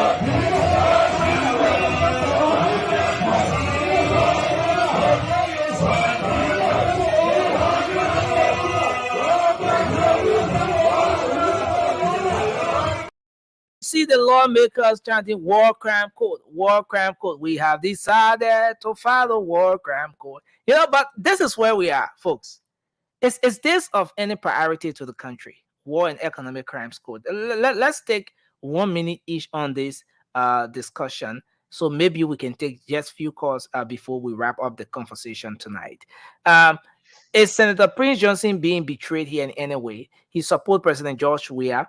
After 12 years of presidency leave, President George Weah, when he came to the stage, he said, "I now one day call for war crime code. So what you want? You tell me the thing you want." But at the end of the day, it didn't work. Senator Prince Johnson was supporting that administration. Now he played the card. He's supporting this administration again, but unfortunately, this time around, the administration that he went in the trenches for is now pushing this establishment of war crimes code. He said the president called a speech for him, the president not answering your call again. Well, that's another aspect. But is he being betrayed? Is war crime code really a priority for a country like Liberia now? Let's start the conversation from here. Turi, let's hear you. Yeah, so Nelson, you know, at the end of the day, let's look at the establishment of war crime code. You know, how it improved other countries that were in the same predicament, like Liberia. Let's look at Sierra Leone. Let's look at Rwanda. Are they better off after going through the process of the establishment of war crime court? There are certain things that we might not look at because of the convolution of our system. You know what I'm saying? But if you look deep down, some of our problems is because the persistent and consistent impunity that have been sort of like established in our country for years. And until we can literally move above that and start holding people accountable for people that are responsible for committing not only war crimes court now, we're talking about economic crimes. All right. Until we can start holding people accountable and restitute some of those monies, because there are a lot of people in our country that benefited from the war. They got this money. We need to restitute some of this money. All right. So look, at the end of the day, the war crime code thing, any Liberian that you really care about the country and how we move forward as a nation with a complete total closure to some of our nation's darkest time, will have to have people account for what they did, what they know, and what they gained from our civil war that claimed the lives of 250,000 Liberians. So you think it's a priority now? It's a good thing for our country? It is a priority. It has been a priority and will continue to be a priority until we get that closure, right? Where victims can actually some victims, their children are still alive. They have not gotten total closure for what happened to their parents. I was sitting here, my uncle. We can go down the line of people that really, really, you know, were impacted by the Civil War. For those that are saying Nelson, that Prince Johnson supported, is he being betrayed? Let's get into the political aspect of this. You know, the political aspect, obviously, there's a difference between politics and politicking, right? Look, let me tell you, you cannot in any way protect one man at the expense of a nation. You cannot do that. You can't do that. So Prince Johnson will cry all he want. He will explain time, no evidence, right? He understands the marriage he got into. He understands why we're discussing politics today. But this marriage worked for him. This particular marriage has been working for him 18 years. Exactly. 18 years of marriage has been working. How come the other one, less than month, the whole marriage are? Because he should have realized who he was going into that marriage with. He should have known Honorable Joseph Boakai's position. You know, is he someone who's going to put individual above a nation? No. So when you get into some political marriage, you have to know exactly who the actor and who the actress are, right? Thank you. You know JMB is a man of his words, right? And a man that probably play politics. You can't play on him. JMB learned from positioning that he did not take 2017, right? He showed hands to the Liberian people. Certain compromises he did not take, and that actually caused him the election. If you have agreed to enter some marriages, but I just feel like his religion and his conviction about life could not actually allow him to get into certain engagement and certain marriages. But now he threw it aside, and now then he learned. Thank you. He learned that politics, you have to get in some marriage to do something, and then when the reality started setting, you flip over, man. That's what politics is. That's what makes politics to not be religion. Thank you very much. Let's hold you there and hear from Francis. Francis, what's your take on this issue, sir? Yeah, bro. Just to address George Weah's video, I think he took the cowardly way out by saying, he never called for war crime code. You, as the leader of the country, you do. If you have the power to do what the masses are requesting for, you do it. So that his excuse was just a cowardly way out. But you see, Prince Johnson he's a very smart guy, but he finally hit the last bus stop with President Barker. You see, Eddie couldn't call for it because she herself about to go there and face the music. George Weah, he just came to enrich himself so he would get in bed with anybody that would support him. But President Barker, the Papa, came to set the foundation for a better Liberia. So if he had to use Prince Johnson to get there and do what the country needs, but bring reconciliation and safety, there's no betrayal to Prince Johnson.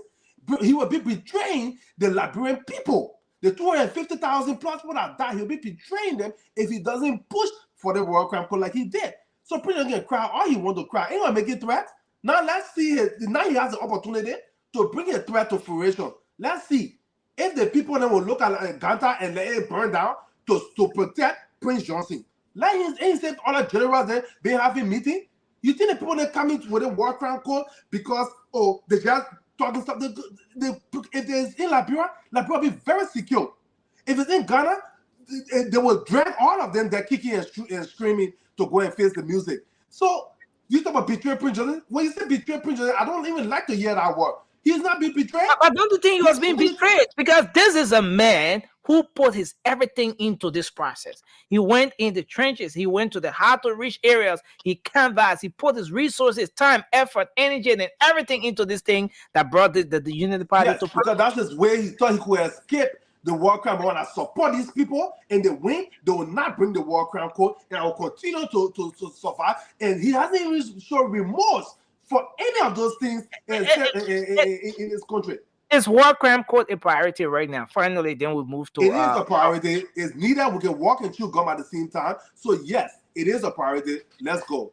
Now, I want to highlight a very entertaining comment from Hassan. Hassan says, "All roads lead to Senator Prince Johnson Church on Sunday."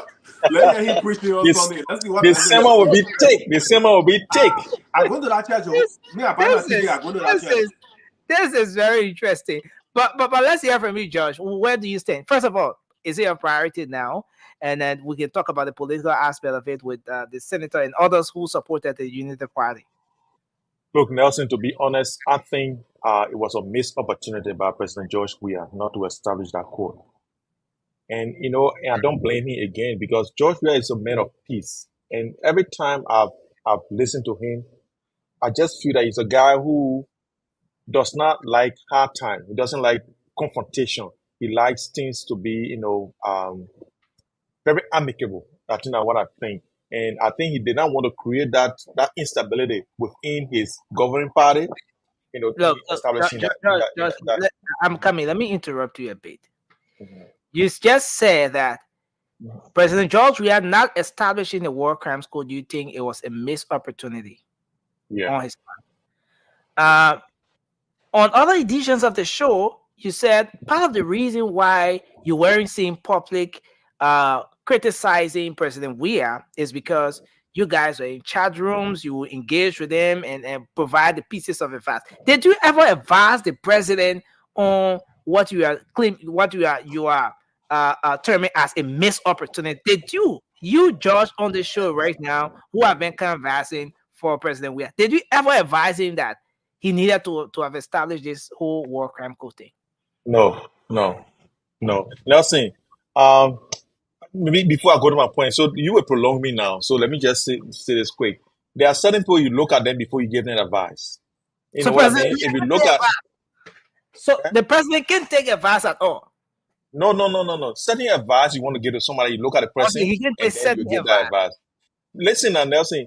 Look, advice and what people can do is based on their personality and the things that they are comfortable with doing, right? If somebody is making a mistake and you know that this person, if I remind them of this, it's actually a mistake. But when somebody made a decision, what the person sat down and thought about this and put their personality in and say, this is what I'm going to do, for you to change the person's mind will be difficult, right? So you got to look at what I just explained, that this man is a man of peace. He did not want that uproar. He did not want that, that rigmarole. So he just decided, look, I'll just let it slide, right? I think it was a disappointment for me personally, but I knew that it was something that he needed to do to maintain the peace. Guess what? You will see in the coming days what's going to be happening, what the airways will be carrying, right? Because that's what President Weah was trying to avoid. But let me say this: I think the people that were recommended for the prosecution by the TRC, they include Charles Taylor, Prince Johnson, Roosevelt Johnson, Alaji G.V. Kroma, even though he's dead, sorry. May so rest in peace. We got George Bole, we got Thomas Yaya Nimle, we got Sekou Damade Kone, and we got Francois Massekwa. These are the people that were recommended by the TRC for prosecution. Yeah. I think it is time, before all these people die and leave us, it is time that they face their time in court. That people who are hurt, some people who did not even see their parents, some people who are the only source of their income were killed, and these people life just went down down the drain. These people need justice, and I think it's time to do it for the part of the political aspect. Was the political aspect betrayed? Was he betrayed? Look, I think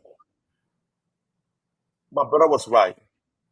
Prince Johnson has always been a smart guy, try to outsmart people, try to maneuver his way to make sure that he did not face this thing. Sometimes he would turn on harsh, he would say he wanted to come. Then second time he would say he doesn't want it to come. It's a waste of time. I think he was really caught with his pants down on this one. And I think it's George Weah God that is beating this man. This man was with the CDC. We took care of him. We gave him all the support we needed. We gave him. He turned around. He turned his back. He started saying all sort of things. President Weah God is a powerful God. That church that man gets, Senator Johnson has a God too. Senator Johnson is equally a pastor. Don't forget that. Yeah, a God gave on him now. A God gave on him. It's not happening. Yeah, Let me tell you that people are pastor against pastor. So that John get God catch the man. When two men of God making flower, you're leading. You're not men of God. Don't go into holy. They couldn't get them, just leader and just their words. Yeah. But no, nothing. He's not. I don't think this. I think what President Bouaka, and look, we are not sure yet what President Bouaka is going to do. But like what I heard Prince Johnson say, that President Bouaka has changed his number. That is an indication that President Bouaka is going to sign this into law, and this code is going to be established. If that is done, I want to commend President Bouaka for doing this. Personally, I really appreciate him. If he does this, he will get my support. If he does this, he will get my support. 2029? Look. I want you guys. President Bouaka cannot go for second term. Even this term, we are not sure whether he can end this term. Okay, forget that aspect. But I want to look behind Josh. Is there anyone behind Josh? Is there anyone? No one is here. No one is here. No one is here. I'm saying this for myself, Nelson. I just wanted to be sure that it's coming from you. I just wanted to be sure that. No, Nelson, I'm sure. So let's hear from Cindy. Nelson, on the issue of the war crime code. You see, sometimes when we contradict ourselves or when we are excited to take certain position, and then we quickly forget that just a few seconds ago we were against certain things, it's a little funny. My good brother Francis said, we can chew gum and walk at the same time. When you have asked him if the war crime code is a priority at this point. Few minutes ago, however, my brother said, because we don't have bikes for police to ride on, we should not have police books in our community. Why can't we have the boots and then focus on getting the bikes? Well, let me move on to the war crime code thing. President Joseph Yuma Boakai is not the one calling for war crime code. We have separation of power in our country. The legislature so believe that this is the right thing to do for the Liberian people, went there today and voted. 40 of them, I believe, say, yes, we need it. That 40 electoral districts in our country representing folks from within those districts. So basically, Liberians today, through their lawmakers, says that we want a war and economic crime code. So some of us are here. We said it before. If the people want it, we'll support them. Now let's wait for the Senate. If the Senate, which is the upper body of the lawmaker, if they approve it, before the president will come in. Okay, I'm hearing, oh, is this a betrayal to Senator Johnson? If Waka betraying the man, Waka have done nothing. Waka didn't put the bill on the floor. The representative, someone put the bill on the floor, they voted, they said, yeah, we want it.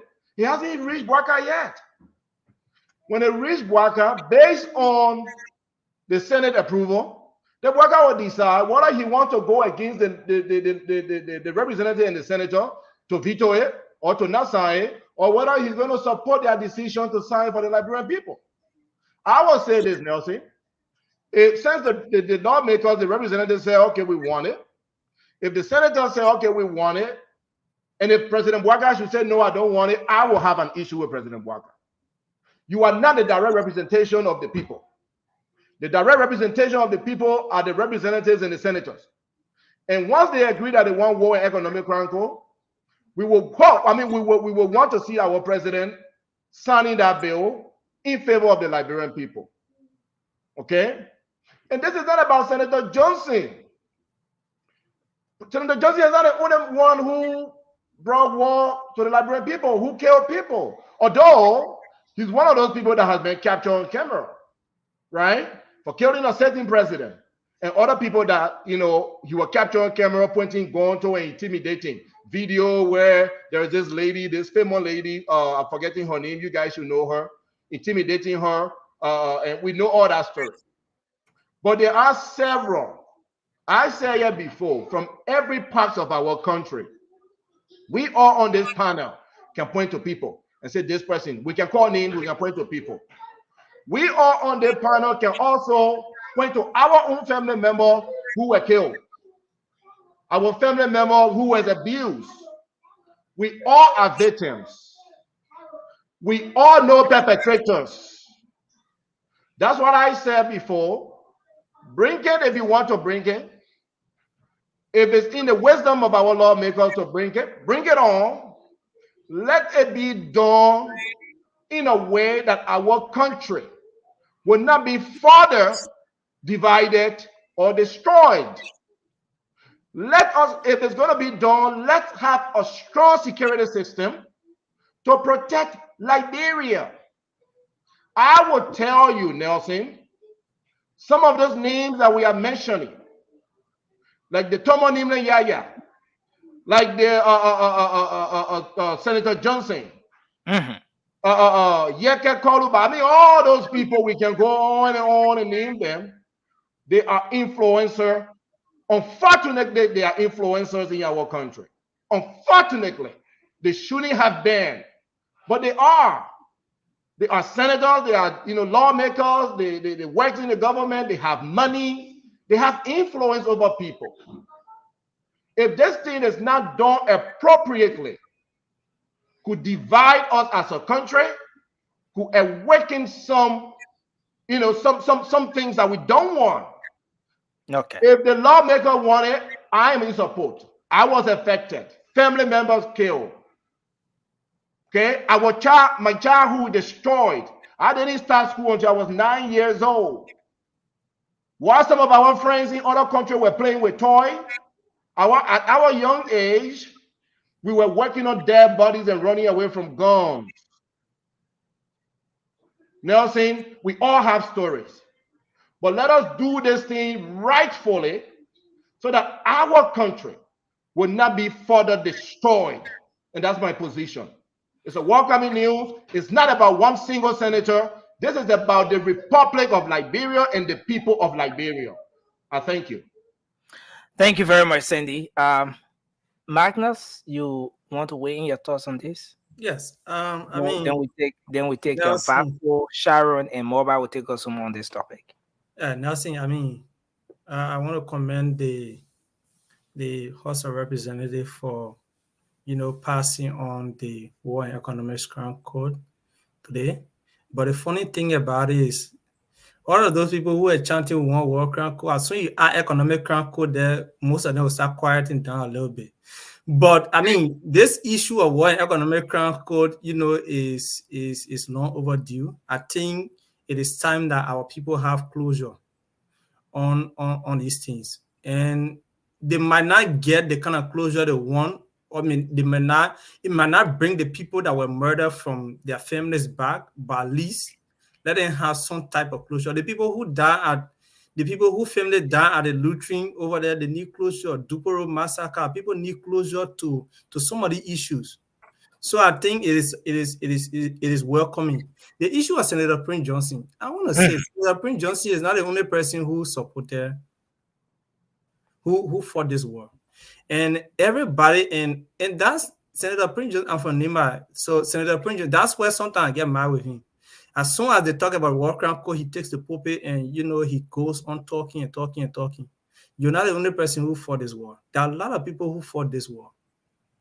Sekou Damante Kone, I don't know if he stay alive, but you don't hear people talking about it. When they talk about war crime code, you not hear someone going on air.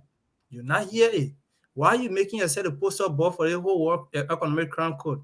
There are people who, as soon as they say war crime code today, there are people that will drag to that code. A lot of people took part in the war. And Nelson, the reason why Ellen didn't bring this thing is, I mean, Ellen knew some way or other form, her hands were caught in the cookies jar, so she was also protecting herself.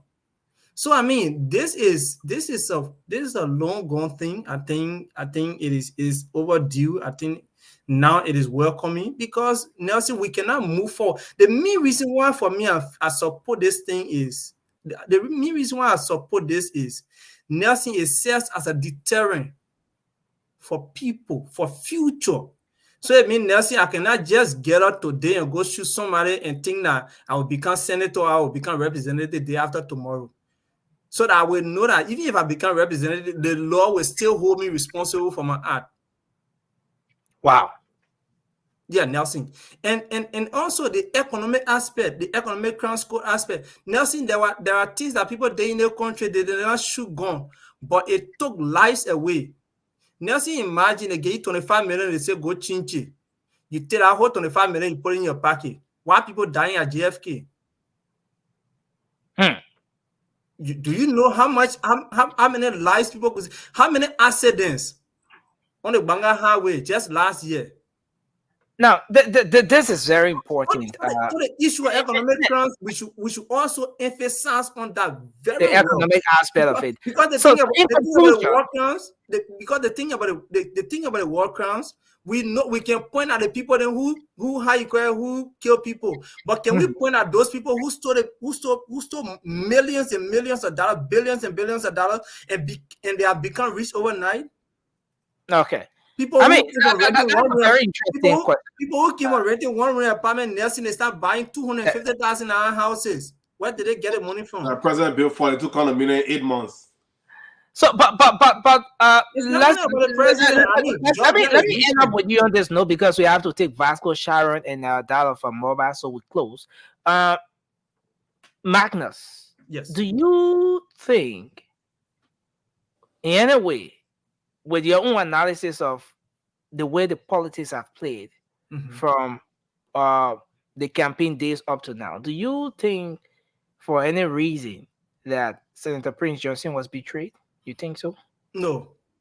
The reason is, Nelson, I mean, the issue of Senator Prince Johnson, I just felt that Senator Prince Johnson was hoping.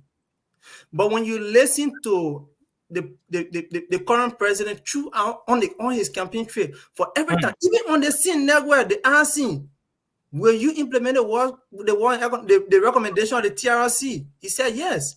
The vice president keep on the scene show. They asked him, he said yes. They asked Senator Johnson when he called on the show, will you welcome the implementation of the TRC? He said when they bring war crime code, I will go there. So I don't think it is something of a betrayal. It is unfortunate for him. It is unfortunate. I would not say for him because when I say for him, Nelson, there are a whole lot of people. For me, right? For people who come from where I come from, Nelson, like people who come from Nima, we don't see Senator Johnson as just a senator. He's our hero. Anybody can say what they want to say. Senator Johnson is our hero. He has paid his due to the Nima people and will continue to respect him. But in defending us, in defending his people, he did other things that were out of the way. And we can't say because we are Nibians, we were protected by Senator Johnson, so the other people he stepped on. If President Doe was still living, I don't think the Grandians would come out and say Doe can't go to World Crown Court because Doe was a Grandian. No. Thank you. If what's his name? If what's the how you call it, what's his name? The man from Unimo J. Kuma? Roosevelt Johnson. Yeah, Roosevelt Thank you. You know, and yeah, thank you, Magnus. We have to wrap this thing up now. Vasco, let's hear your take on this. Then we'll take Sharon, and Mobile will take us home. So let Sharon go before. No, I want you to go before Sharon. Okay, Nelson, look, my position on this war crime code stay the same. I mean, I support the issue of the war crime code. I'm not going to heal President Bwaka on the issue of the war crime code for now until it is established. But I'm looking at serious trouble coming to our country. Like we are saying, I don't think for now this should be the priority of Liberia. Looking at but why would you heal someone for doing something that is not a priority? No, I said I support the issue of it. Can I heal Bwaka for what will happen?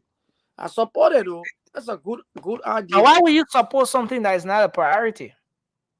Because of the country we have right now. On the issue of security, on the issue of hardship, a lot of terrible things happening in our country. The recipe for chaos is just like a snap on the finger like this. And I want you to keep listening to Prince Johnson.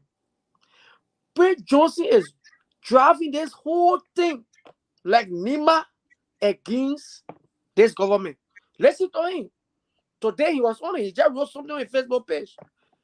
Prince Johnson is saying that the United Party government not treating him right. They're not treating the Nima people right. They was the one that made this government to come to power. And now, they only got one ministerial position. And Bwaka, he said that President Bwaka is not the one to appoint people at the labor ministry. It is the minister. So the minister appointed, I think, one or two sons of Nima. Darius. And they went, people from the president office, took the guy name from there and put another person there. So if this thing go like this, that Prince Johnson is trying to play a politics like the people of the government trying to go against the people of Nimba, then we are afraid because we know Nimba.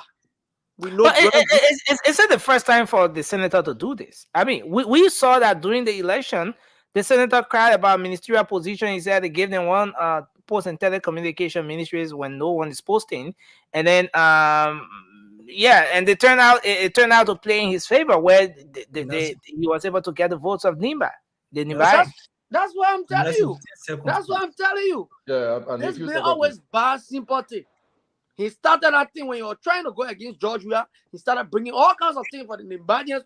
He was saying that Georgia owed Nimba, I don't know how many thousands or millions of dollars. Georgia only get him this other job. That's his politics. But the people of Nimba, whenever they men start to play that kind of a politics, they will always go on his side. That's what I'm saying. We are just afraid. That's all. We don't want anything to happen. But let me end on this note. It is also good for this senator because I can remember one time the senator said, our president right now, he was giving a story in the Bible. He said, Bwaka is among the 10 ungrateful lepers. And You mean President we are President Boakai, we are President Boakai is among the 10 ungrateful leper. Then the papa 10 round, President 10 round, he came to support the man that he said was among the 10 ungrateful lepers. And this is what you get. They already said that man long time.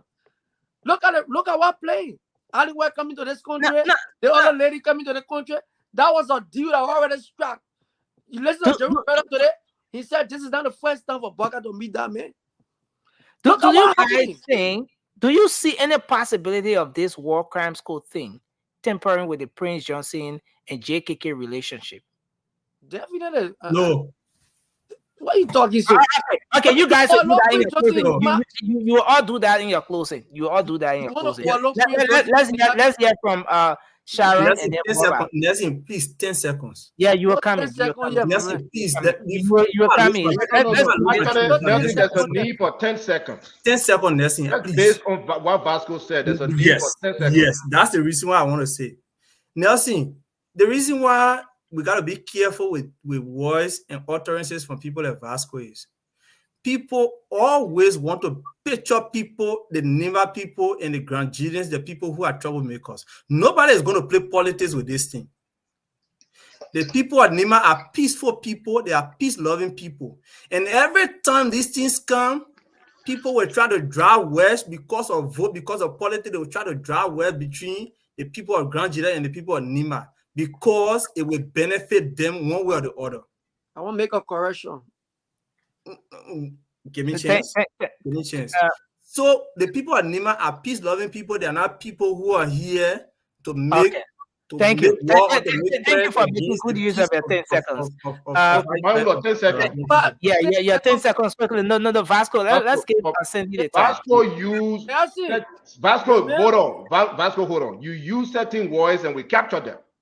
You said we know the people of Nima, we know the people of Grand Jida. Yeah, but excuse me. You are not going to use this case to put these two counties against one another, or indirectly. It may not be directly, but when you utter, we know Nima, we know Grand Jida, we know the history between these two counties. I must make it crystal clear. They always support their own. That's it. I must make it crystal clear. This is not about Nima.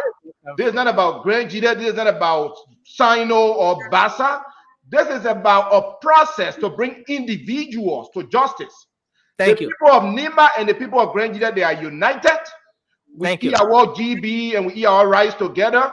We work with each other. We are intermarried. No individuals will ever put us against one another ever again. Especially when you and the man from Nima. We are not supposed to see each other blood. Let's do that again. Thank you, guys. Thank you, guys. That was 2 seconds, quick. No, but Vasco, you already made your point, and we have to go. National something. People listening to us before tomorrow, people say, Vasco, you are saying some things about Nima. And I'll be going to Liberia soon. I want for people to see me in the street and say, oh man, that you are doing trouble. No, don't be scared. And you can't hear you talking, you won't be scared. So let me just make a point I'm trying to say. George just said it, but let me re-echo. I said Nima and Grand Jida because these people, they usually stay with their Okay, I think Josh came to your rescue. That's a good one. Thank you. Sharon, let's hear your take on this issue. With the issue of the war crime code, it would be very ignorant on my part if I say that this issue of the war crime code is a sell-up to Prince Johnson, because Prince Johnson is not the only person who's going to be held accountable for war crimes against the state. Besides, there are countless records of the senator himself asking for the establishment of the war crime code. That's one aspect of it. Also, there is nowhere or any video we can point to say there were questions asked to JMB about the war crime code, and he said he was never going to establish this war crime code. So if we say it's a sell-up or it's a betrayal to Prince Johnson, I think we're being unfair, because he's not the only one who participated in the war. One way or the other, some people some people who are in support of the war crime code today, they have friends, they have family members, they have loved ones who are going to be affected by it. And let's say if I did not commit a crime, why am I panicking? At least I'm having a day in court to go and exonerate myself rather than me being held without going through the proper process of justice. Thank you. So this issue of the war crime code, I don't know why people making it seem as though it's a political game or it's a trap. And for my CTC brothers, oh Nelson, I'm the only female here. You give all the guys all the time. Just give me chance. Let me fight for myself. Yeah, let me fight for myself. Let's give you extra 30 seconds to lend your. Yeah, I mean, really.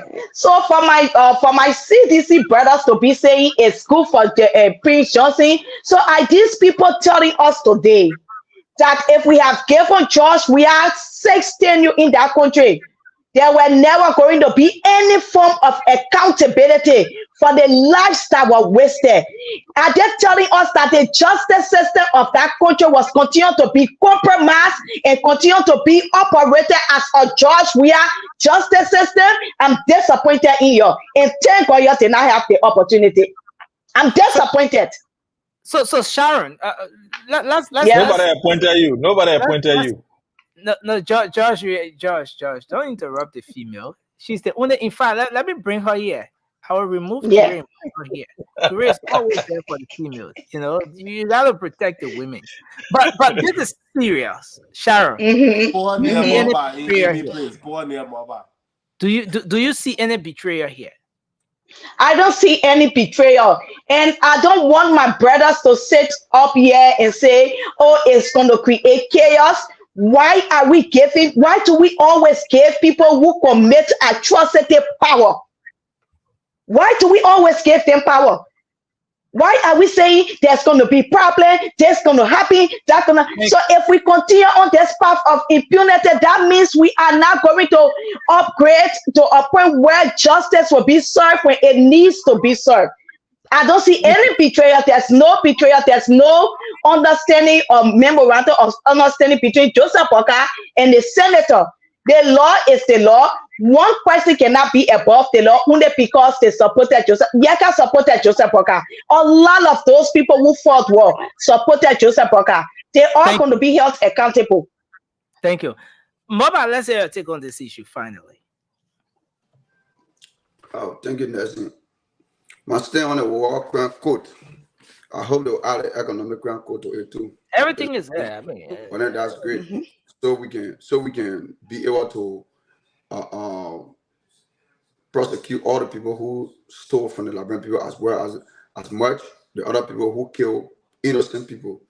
You know, I hear people talking what now. Look, if you see Rwanda just last year, Paul Roosevelt Savagina was arrested and he was put to jail after his trial. The man who got the famous hotel in Rwanda. The reason of that man arrest, nobody knows which we're gonna key role he played in that identical war. Nobody, for me, I don't know, because as much we know, because I know. He helped people. He brought people. But end of the day, no, I'm just trying to lay an emphasis between to say that because it delay, it means to say it will not come. The war of Rwanda fought 1994, and he was prosecuted just last year. He went to jail. So from 1994 all the way to 2022, right? Yeah. So I mean 2023, and that's the time he was found guilty and sent to jail. So when we come, but when we stated, although we agree, other president, and I think they should have done better by bringing the war crime because that hand was in a Paul Kingami. Paul Kingami himself, his hand was in a cookie jar, but he brought it, but in the defense of defending his people. He never killed innocent people. He only defended his people by then. But our own people, although they came with that mindset, but another day they started killing innocent people. So there's a two different issues here. Let me go to let me go to a lot of people who committed the identical crime. Even your former president, George Weah, he facilitated the identical war, the war. He spent money, he gave money to Model. He said he was doing it at charity. It was not a charity.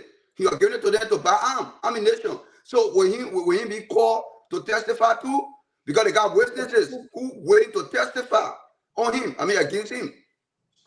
So we come here, we agree, we 100% accept the war crime code, and I think it's a great path for our country. Prince Johnson is just a one individual. There may be many, but he's a one individual. We respect him as a senator, oh yes. But when it comes to the law of the country, nobody's above the law. You can be who? If you go against the law, you must be brought to justice so you can pay for what you did. So I think the whole war and economic crime code, and I want it to be selective.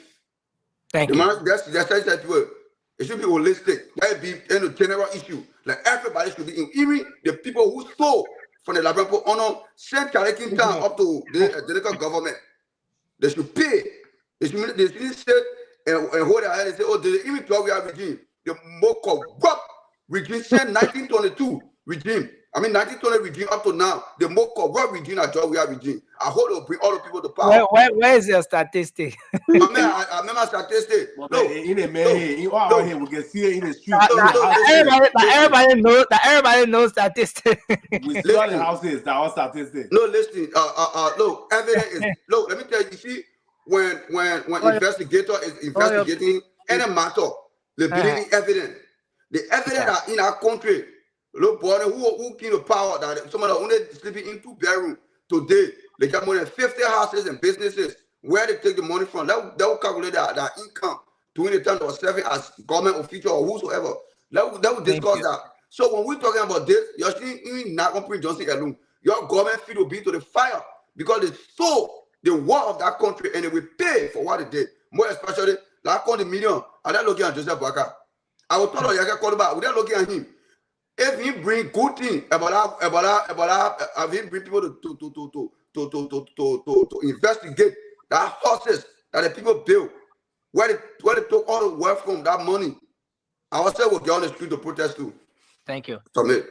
Nelson, on a popular radio, we're on a very popular radio, international radio. I want to correct my brother Mulba on an important thing he said, and I don't want us to get away. You mentioned Paul Rosie Zabagina. Yeah, from Rwanda. No, yeah. Rwanda. First, you say he was the owner of the Hotel Rwanda. He was a manager at that hotel. Yeah. He was not the owner. His arrest was not because he did anything in the war. In fact, he's a hero of that war. That's what I said. I'm saying you take any part. His arrest was political. The entire war was against it, and Paul Kagame was forced to release him. Oh, they released him now, right? Okay, that's fine. He didn't play any part for the correction. Thank you. I appreciate that. But you were arrested and you were sent to jail, right?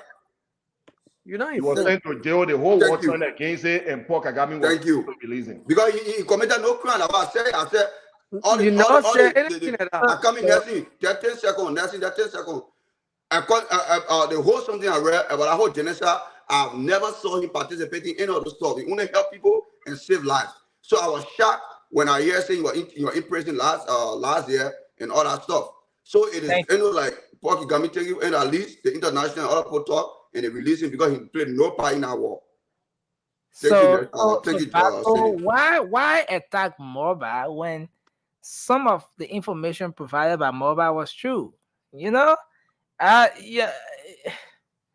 Anyway, guys, we have to go. I want to say thanks to everyone tonight for being here. So Nelson, all the things I put you can see it. One thought you put me in the back. I want to say thanks. I want to say thanks. I want to say thanks to you, Josh. We'll close tomorrow. Tomorrow. Oh, the men get to say we're gonna defend. Don't tell you about Baga for local defense force. Yeah, you brought defense force the other day. You didn't bring a document. Pins I full. got a document. That's Nelson, the receipt. Let me squeeze this person. Pastor, hey, Hello. BM Pastor. Hello. let a man bring that document. Bring mine. Hello, Nelson. Hello. I listened to I listened to the show tonight. What's the and, name? Where are you it's- calling from? Oh, my name is Tom. Tom, I'm calling from Guinea. Okay.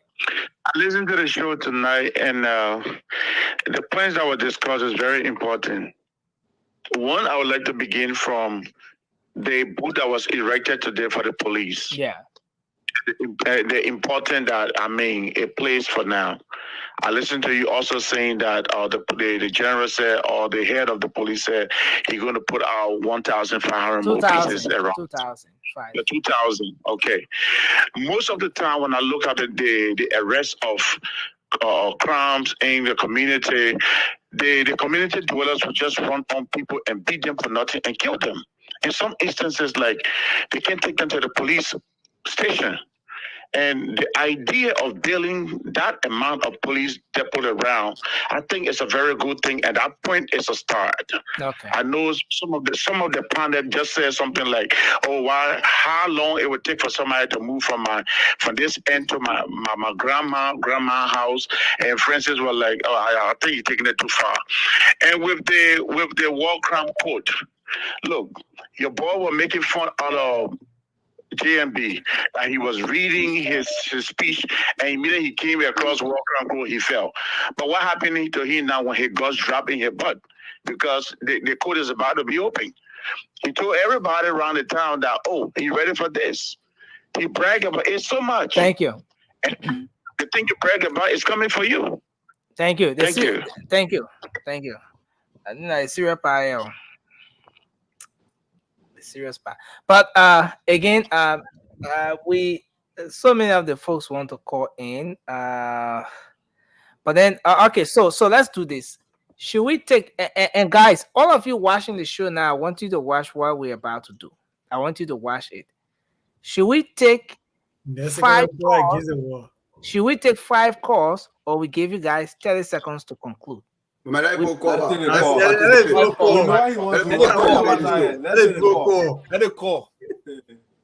Oh, you say the people should call, right? Both. Those are closing opinions. Things they will talk about here anyway. So let it call. Then we do 30 seconds. No, you can be eating what green, right? So okay, so we take the 5 calls quickly. This person here. Hello, you're live. Your name and where you call from quickly. Yeah, Nelson, I'm Thomas Coleman, calling from Upper Kawaii. Go ahead quickly. You have 30 seconds, Thomas. Quickly. Mm-hmm. It was the same citizen that promised us war crime court if George Weah won the 2nd-term elections. So how can they say that betrayal? They were passing around saying, and George was saying George Weah is a peaceful man, but he didn't tell us that George Weah can keep secret. He cut off from speech from people. Thank you. Thank you. Hello, guys. Can we unmute? Hello. Okay. So this person. Hello, you're live. Quickly, let's hear you, sir. Yeah. Good morning, Nelson. Yeah, let's hear you quickly. Nelson, this is Danwadi P. And I call from 540. Mm-hmm. Nelson, you see the work on court. I think it will be good for the Liberian people. It will be good for the Liberian people because people need to pay for their account. Okay. You see, this work on court. I don't know whether they will how the people punish or whether they're going to be there for the victims. And when the people come after everything, will the victim benefit from those people who begin to work on court? Thank or you. they're just going to leave the victims. Thank you. And just this about what are they going to do for them? Thank you. Those are very great concerns. So we've taken 2 calls. We have 3 more calls to take. Hello, you're live. Yeah. Good morning, Nelson. How are you? Yeah, go ahead. Let's hear you. All right. My name is Joe. I call you from Pennsylvania. Okay. Thanks for the topic on discussion, and the discussion is fruitful. As it relates to the setting up of a war in economic crimes, I'm one person who strongly support it, 100%. And I think our victims, every one person in Liberia, every family members are victims of the war in Liberia. So I want to call on every Liberians, irrespective of your political affiliation or tribe, okay, to support the War Crimes Code. And I don't think it's a target of any one person. Thank you, or sir. any tribe. Thank you, Godwin. Let's So you there. the issue of people saying it's a target on one person or tribe, let us erase that Thank from you. mind. Let's And you there, let all Godwin. embrace the issue of War Crime Code. Thank you. Thank you very much. Let's you there and take the last two calls, and we'll be out. Hello, quickly. You're live. Your name and where you're calling from. Hello. Yeah, go ahead. Yes, sir. You're live. Let's hear you. Yeah, Nelson, this is Walker from India. Thanks for taking me. I don't want to hit something very quick. First of all, I support the War Economic Crime Court. And I don't want to say that the distribution are popular there. And maybe they don't realize that. Because they were 1 million times with the hope that maybe you're targeting things. But what they don't understand is the economic component of that war and economic crime court. And secondly, the goals they started from 2004 to present. There are also information, alleged information out there, George, we are support. So yes, we all are happy. George for the judge that good victory day for crime. Okay. So there will be full justice for all, including the Prince Johnson, Thank you. Everyone else. So thank you. And there are 3 words I want to say: strategic deployment, deterring, and synchronized communication. Thank you. Those who doubt the LNP should allow LNP to start. The process just started. The just solution won't good. I think it's too soon to start coming up with assumptions. But everything most of it guys are saying, well, they are all assumptions. You got no security expertise to back what you say. Period. Thank you. Thank you. Thank you very much. We take the final call now. This final person here. And then we go. Hello, you're live, your name and where you're calling from. Hello? Can you hear me? Hello? Yeah, please go ahead, sir. Let's hear you. You are final caller. Yes, this is Mohammed Haidar calling from Malaysia. Yeah, please go ahead quickly. Yeah, regarding the police boat is a very good initiative because setting a trap for the man who is hunting, prove it that yes, you are going to catch your animal. Okay. So that should not be overlooked.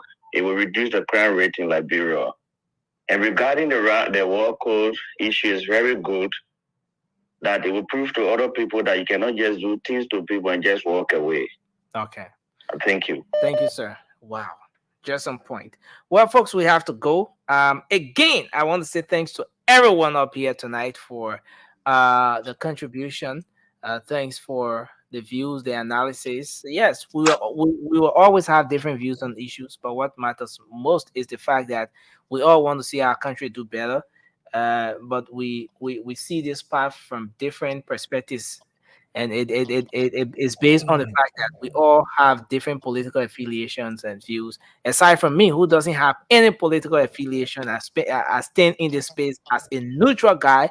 I support any political party, and if Josh or Vasco like, they can accuse me. Francis was accusing me the other day, how and stuff like that. But again, it's been a great show. Nelson, you are biased. Did I let you say to close?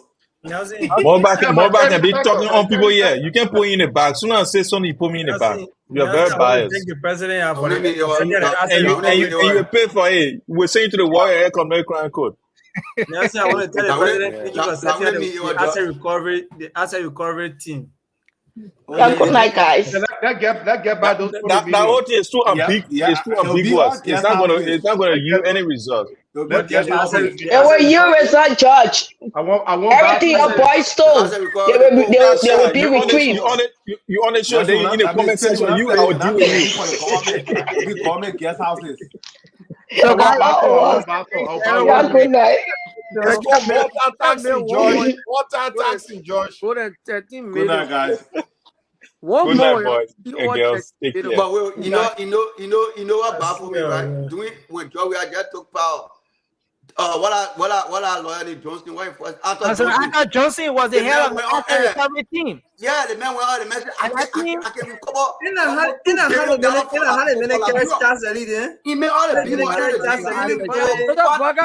because of not just when they rape or burning someone, they told I listen that position for him. Guys, we have to go. I want to say thanks to everyone. It's been a good. Thank you, Mr. Yeah, good night. Thank you, Cabinet Toure. Thank you, Mr. Gerald Sunday. He said his name is Sunday. Sunday. Sunday. Sunday.